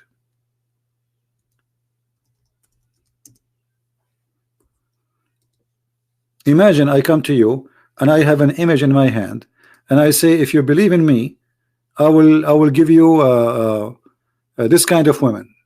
And what kind of woman you will give me? Let me show you what kind of woman, brother. Yeah, okay, show me. What? Here we go. This is the woman I will give you. A brother. This is even disgusting. This is stupid. But because Muhammad, he knew the Arab, they are possessed with white women, so he exaggerate about how white they are. They are so white to the point you can see the marrow of their bones. But that is disgusting. This is not something beautiful.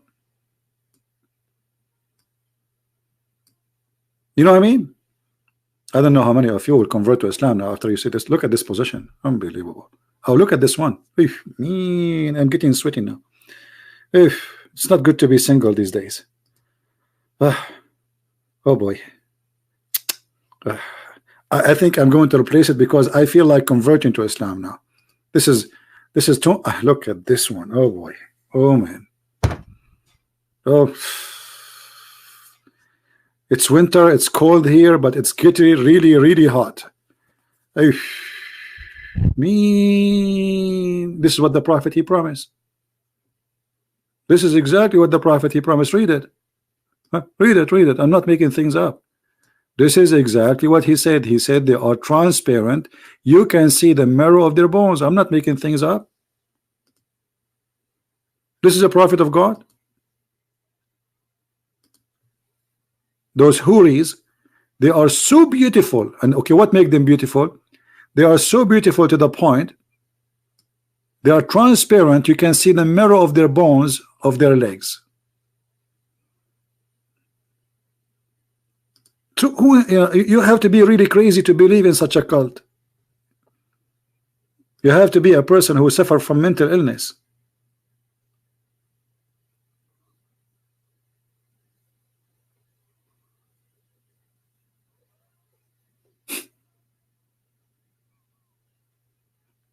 What is this?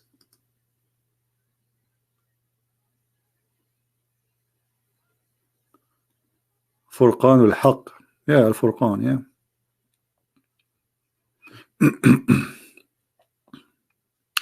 Anyway, so you know, like you do not need to be a genius to notice right away that this is not from God. Additional to that, the stupidity. I mean, all of this is a stupidity. Fairy tales, fictions. The prophet was bewitched by black magic. Somebody take care from his and he control him. The prophet marrying a 6-year-old girl. You know, the prophet saying crazy stuff that if the women have orgasm first, the baby will be a girl, and he will look like the mother. If the man have orgasm first, the baby will be a boy. The sperm of the man coming from the backbone. The women have a sperm coming from the top of her ribs. I mean, this is crazy. You do not need to be. I mean, you do not need a Christian Prince to prove to you that. This is easy to see how stupid this cult is. And look here, you know, you will have 80,000 little child in the heaven of Allah.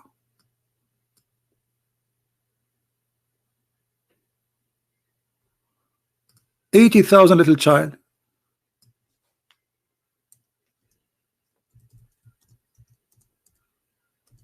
Child abuse, like the prophet will marry a child.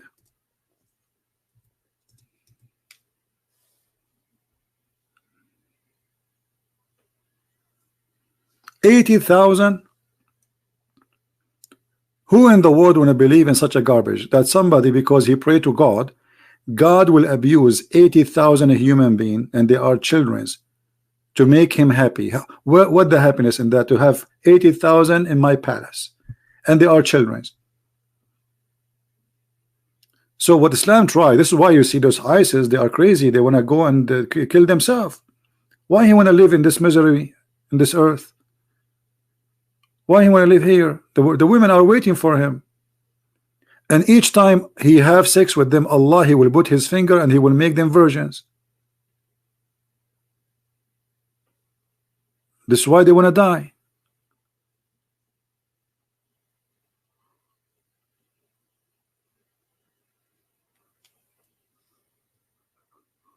All right. What do you mean show me that picture? Just search for women X-ray in Google, you will find it. Muhammad, he is the most dangerous person ever in history. Because of him, the earth now is boiling, and this earth is going to go to a chaos. You see, the earth is moving forward to a very horrible end, because the earth is going to be destroyed. If this cult stay believing in violence and stay believing in what Muhammad he teach, what do you expect about tomorrow? What will happen? Just look around you, open the news. Whatever Islam come, blood come with it. Erdogan is a Muslim attacking the Muslims in Syria. He will not slaughter them with no mercy. Those who they are Christians defending the Muslims. You believe it? Trying to protect the Muslims from Muslims. Because this is how Islam is. The strong eat the small. It's like a fish. The big fish eat the small fish.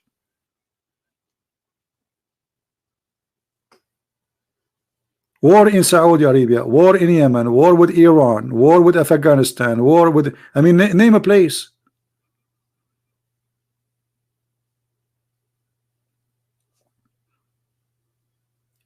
Yesterday they arrested someone in France.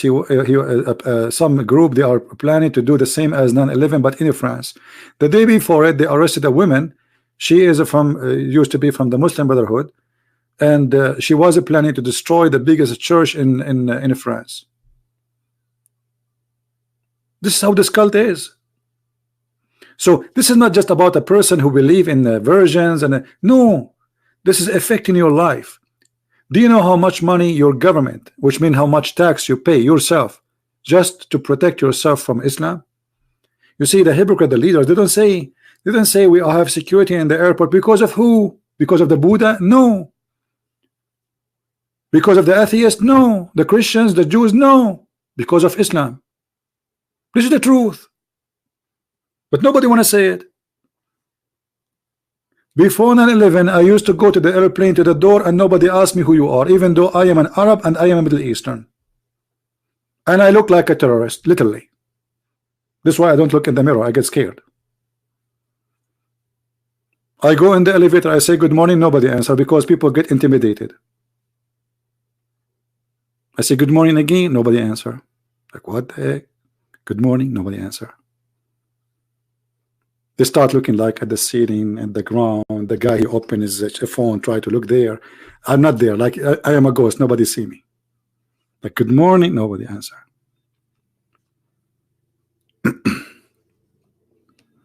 So because of this cult, it's affecting your economy, affecting your life. Imagine how many $1 billion we spend just for airport security, which can build the schools, can make your street better, can make your life better. This is from your money. You pay for it. Doesn't matter what country you are from. Go and look a country like Indonesia, very beautiful country, amazing country. Actually, it's one of the most beautiful countries in the world. Look what Islam did to this country.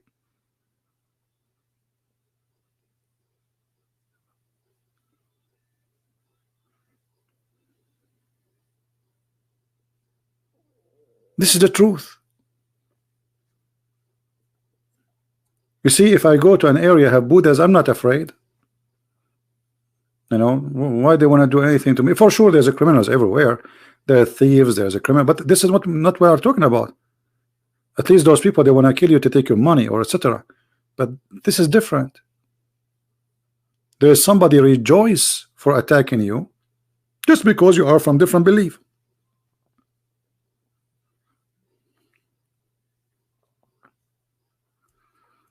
Yeah, look at Iran. Iran used to be the Persian. You know, the Persian one day they used to be the equal empire, equal to the Roman. Very great, huge civilization. And look what happened to Iran today. Women, they are like, you know, and by the way, in Iran, like the appearance that Iran is an Islamic state, but if you go in the street, you will see that people, they don't really care. This is why I say that Iran, I believe Iran is going to have a very great future. This Islamic regime is going to collapse sooner or later. It's just a matter of time. But what happened when Islamic regime come, it's like it's a glitch itself with the nails. It's hard to take it off. But the day is going to collapse, is going to go forever. And the Iranian, they will reject Islam forever. This is why I say the best way to make Muslims leave Islam is Islam. You see, when ISIS took over in Syria, many Muslims, they said, okay, so what? They are Muslims. They want to practice Sharia law. Okay. But when they start practicing Sharia law, the Muslim, they notice how ugly, disgusting the Sharia law, how stupid it is. So there is Muslims who support Islam as long they are not living under Islam, because Islam is just like an ID for them. But the second they live under the stupid cult of Islam, they wish Islam will die. So the day ISIS they left, every man he is shaving his beard. Like what happened? Yesterday you were a sheikh, today you are not, because they are now desperate to leave. They don't want this cult. This is why the Kurdish, this is why the Muslims in Syria, they are upset from the Kurdish. Tens of thousands of the Kurdish, they became Christians. Because ISIS showed them a new image which they did not notice. Those Kurdish, all what they know about the Prophet, he was a wonderful man, the Quran is a good book, you know, respect your parents. Okay, they are his born as a Muslim, that's it. But they don't know much. But when Islam came, the real Islam came, and the real practice of Islam came, and this is ISIS. You see those who say to you ISIS is not Islam, they are a big fat liars. Name for me one thing ISIS did Muhammad did not do. You cannot find. Muhammad, he ripped a woman, she is over the age of 80, her name is Qurfa, into two pieces by tying her into two camels. Muhammad kidnapped, Muhammad he raped, Muhammad he steal. Even Muhammad was accused of his followers that he stole an underwear. At that time there was really not really underwear, but this is like under clothing. You can say, you can call it underwear. And the funny, Allah, he made a verse in the Quran saying it's not for a prophet to be an underwear thief. Okay, where is the underwear? Until now this underwear is missing. And they are fighting about what? They are fighting over a theft, which means already those the Muslims now are fighting with their prophet. Who took this underwear? And the underwear was a theft. They are fighting over the theft.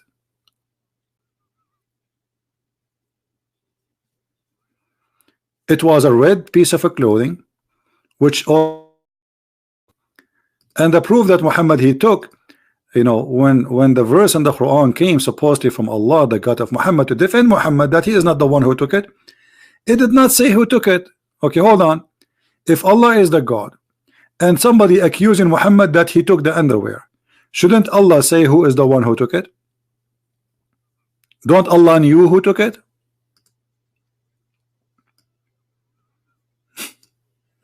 You know what I mean? So either Allah is not God, he do not know who took it, or Muhammad is the one who took it. This is why he could not say it, you know, this is the one who took it.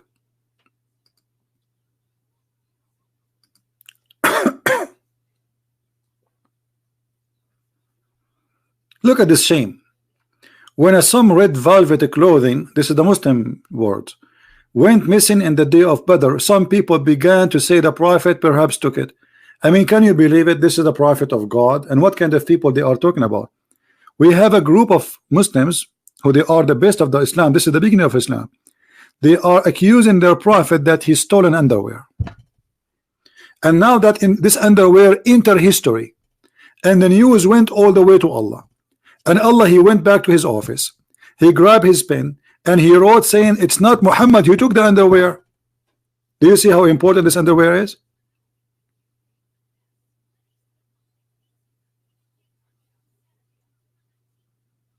Do you see how important it is? To the point Allah is talking about it. And then Allah he says it's not the prophet who did that. It's not for a prophet to steal. The whole thing is a theft.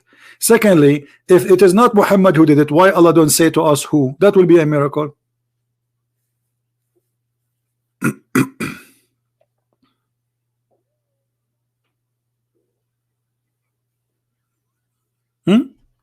Why Allah did not say who took the underwear? If you go now to the Saudi website of Allah, you will find that there's a picture of a bikini. It says it's missing. Anyone he saw this bikini, it's red, call this number and you will have a great reward. What kind of God he do not know where is the underwear?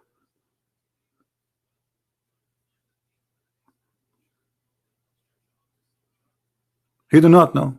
It's missing. Yeah, unsolved case. Call Sherlock Holmes, whatever his name. God, he do not know where the underwear. So you know, God saying it is not Muhammad who took the underwear. Why you don't tell him who took it?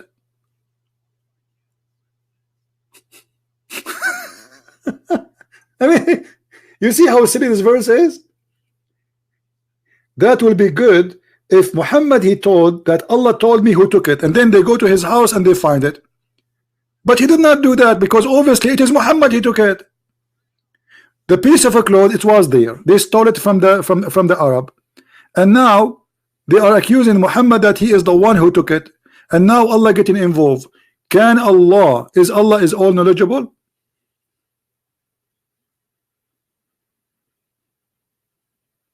Obviously he is not all knowledgeable.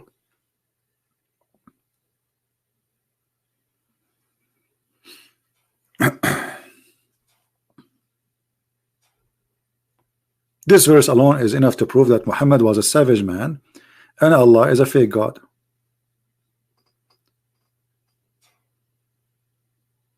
Otherwise Allah should tell us who is the one who took the underwear. If Allah did not want to tell us who took the underwear, he have to explain why. He's a thief. He's against Allah, supposedly. Why Allah is covering for him? Maybe Aisha took it?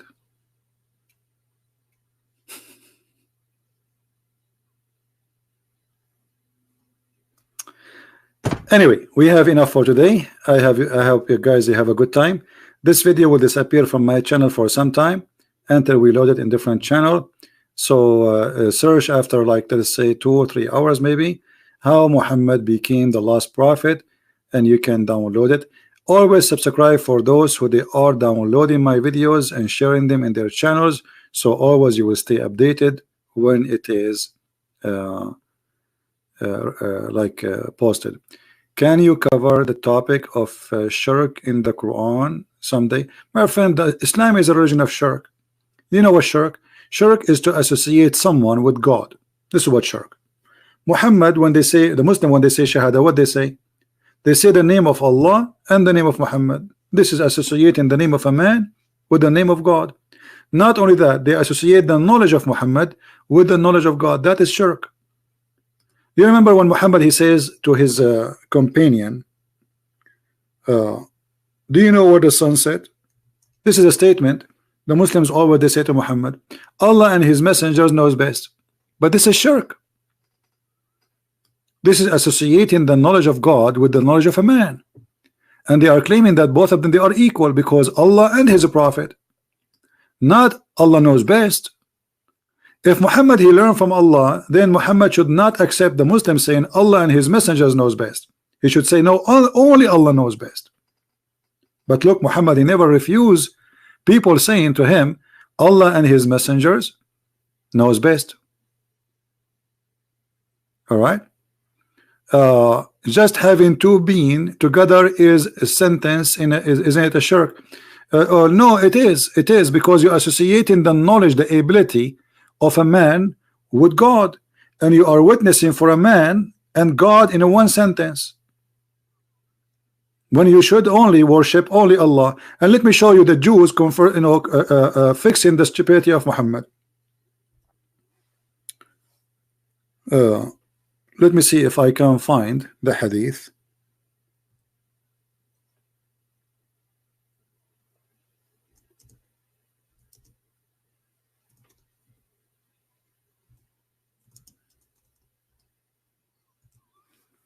Maybe I can find it. Hold on.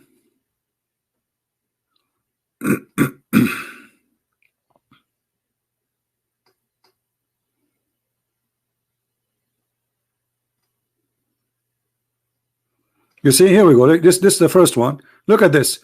A man is correcting Muhammad. You see, this is the Muslim hadith. Ibn Abbas said, a man, he said to the Prophet, whatever Allah wills and you will, he said, you have put an equal with Allah. You have put a man an equal with Allah. It should be only if Allah will. And not only that, this person is a Jew. Look what the Jew he said to Muhammad. He said to him, you are a mushrikeen. You Muslims are mushrikeen. Read carefully. Listen, Muhammad Qasim, read Allah. Muhammad Qasim, shall I call you so we can laugh? Do you want me to call you?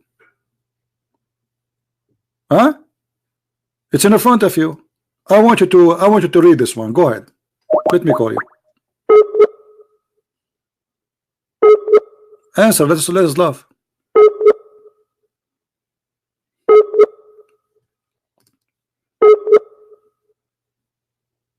No. Okay. So do you see a Jew correcting your prophet? He's saying to him, you are a mushrik. Let me ask you, did your prophet agree with him or no? When the man, he said to him, you should not say that.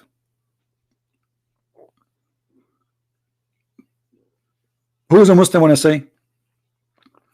When the Jewish man, he said that to Muhammad, that you Muslims, you are committing shirk.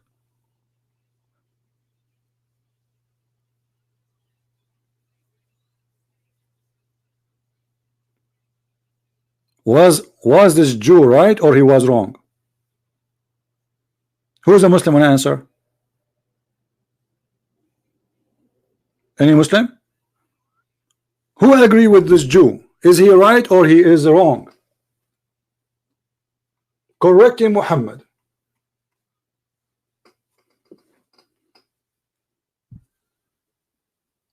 Where is the Muslims? What happened? Look, now they are taking a nap. Muhammad Qasim is not here. The Jew was wrong, guys. Be my witness. Muhammad Qasim, he said the Jews was wrong. Be my witness. Just to show you how hypocrite they are. Will your prophet, he agree with him? Your prophet, he says from now on, don't say that. He just said the Jew is wrong. He just said the Jew was wrong, but Muhammad, he agreed with him, and he told him from now on, do what the Jew said.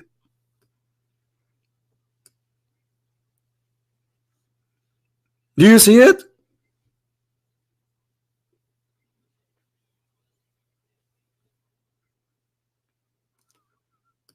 Muhammad, he said to them from now on, don't say that, which means do as the Jew he said. Let us go. Hold on.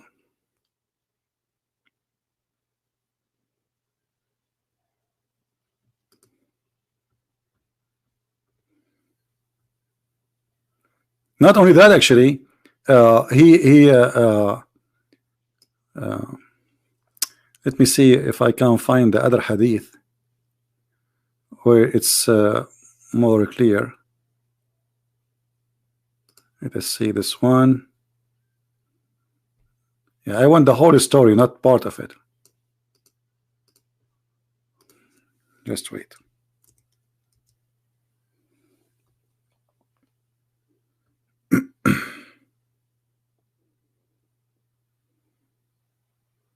Here we go. Read and laugh. The prophet, he ordered them to do the same as the Jew he said. And Mr. Muhammad Qasim, he said the Jew was wrong. Do you see it, guys? Read carefully. It was narrated from Abdullah ibn Yasir from Qatada that a woman from Juhayna, that a Jew came to the prophet and said, who came? A Jew. Do you see it, people? Let me take the text of this guy. A Jew, he came and he said to Muhammad, you Muslims, you say that you are putting equal to Allah, associating others with him. You say whatever Allah wills and you will. And you say by the Kaaba, Muslim Muhammad and his followers, they swear by the Kaaba at that time. So the prophet commanded them, if they wanted to swear an oath, to say by the Lord of the Kaaba, and to say whatever Allah will, then what you will. Do you see it? So Muhammad, he changed his religion just because of a Jew saying that. You believe it? Muhammad, he changed the way he act, the way he do things, the way he believe, by the correction of a Jew walking by. And Muhammad Qasim, he witnessed saying that the Jew was wrong All of you saw what Muhammad Qasim he said. That means Muhammad is wrong too. Because if Muhammad agree with the wrong and he do what he said, obviously Muhammad is wrong.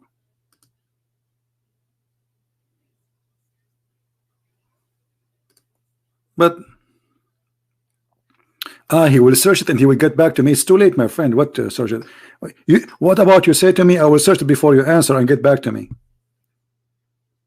I will search it and get back to you. Now he want to search it. A second ago, the Jew was wrong. The hypocrisy. Hypocrisy. You know, now he want to search it.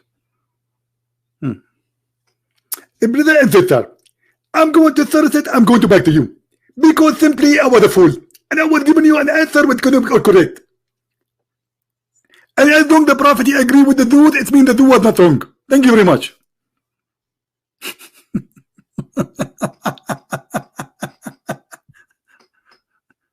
Oh boy.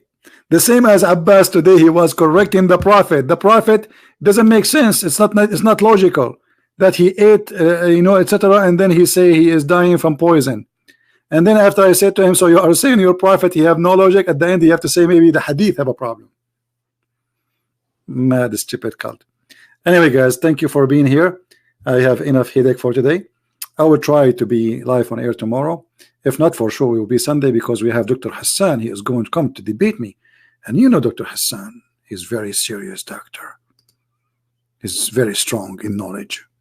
And he will prove to us that Quran is a book of science. So we will have a really very interesting topic tomorrow. Not tomorrow, the day after, in Sunday. And now, usually I say maybe, sometimes I think I'm not going to go live. I want to take a break. But usually I cannot really. I mean, I get tempted to go and beat this cult. So let us see if I can resist until Sunday or not. Don't forget to subscribe and turn your option notification on, and watch my post in Patreon, because I post when I'm going to go live. Or you can subscribe to Instagram if you have an account there. You can subscribe to my account, because most of the time I post and I say I'm going live on air. Join us if you care. So I want to say thank you guys for being here. May the Lord bless you, and until we see you soon again. Christ is Lord. Islam is stupid, literally, not only false. Made by the man for the foolish man. Thank you.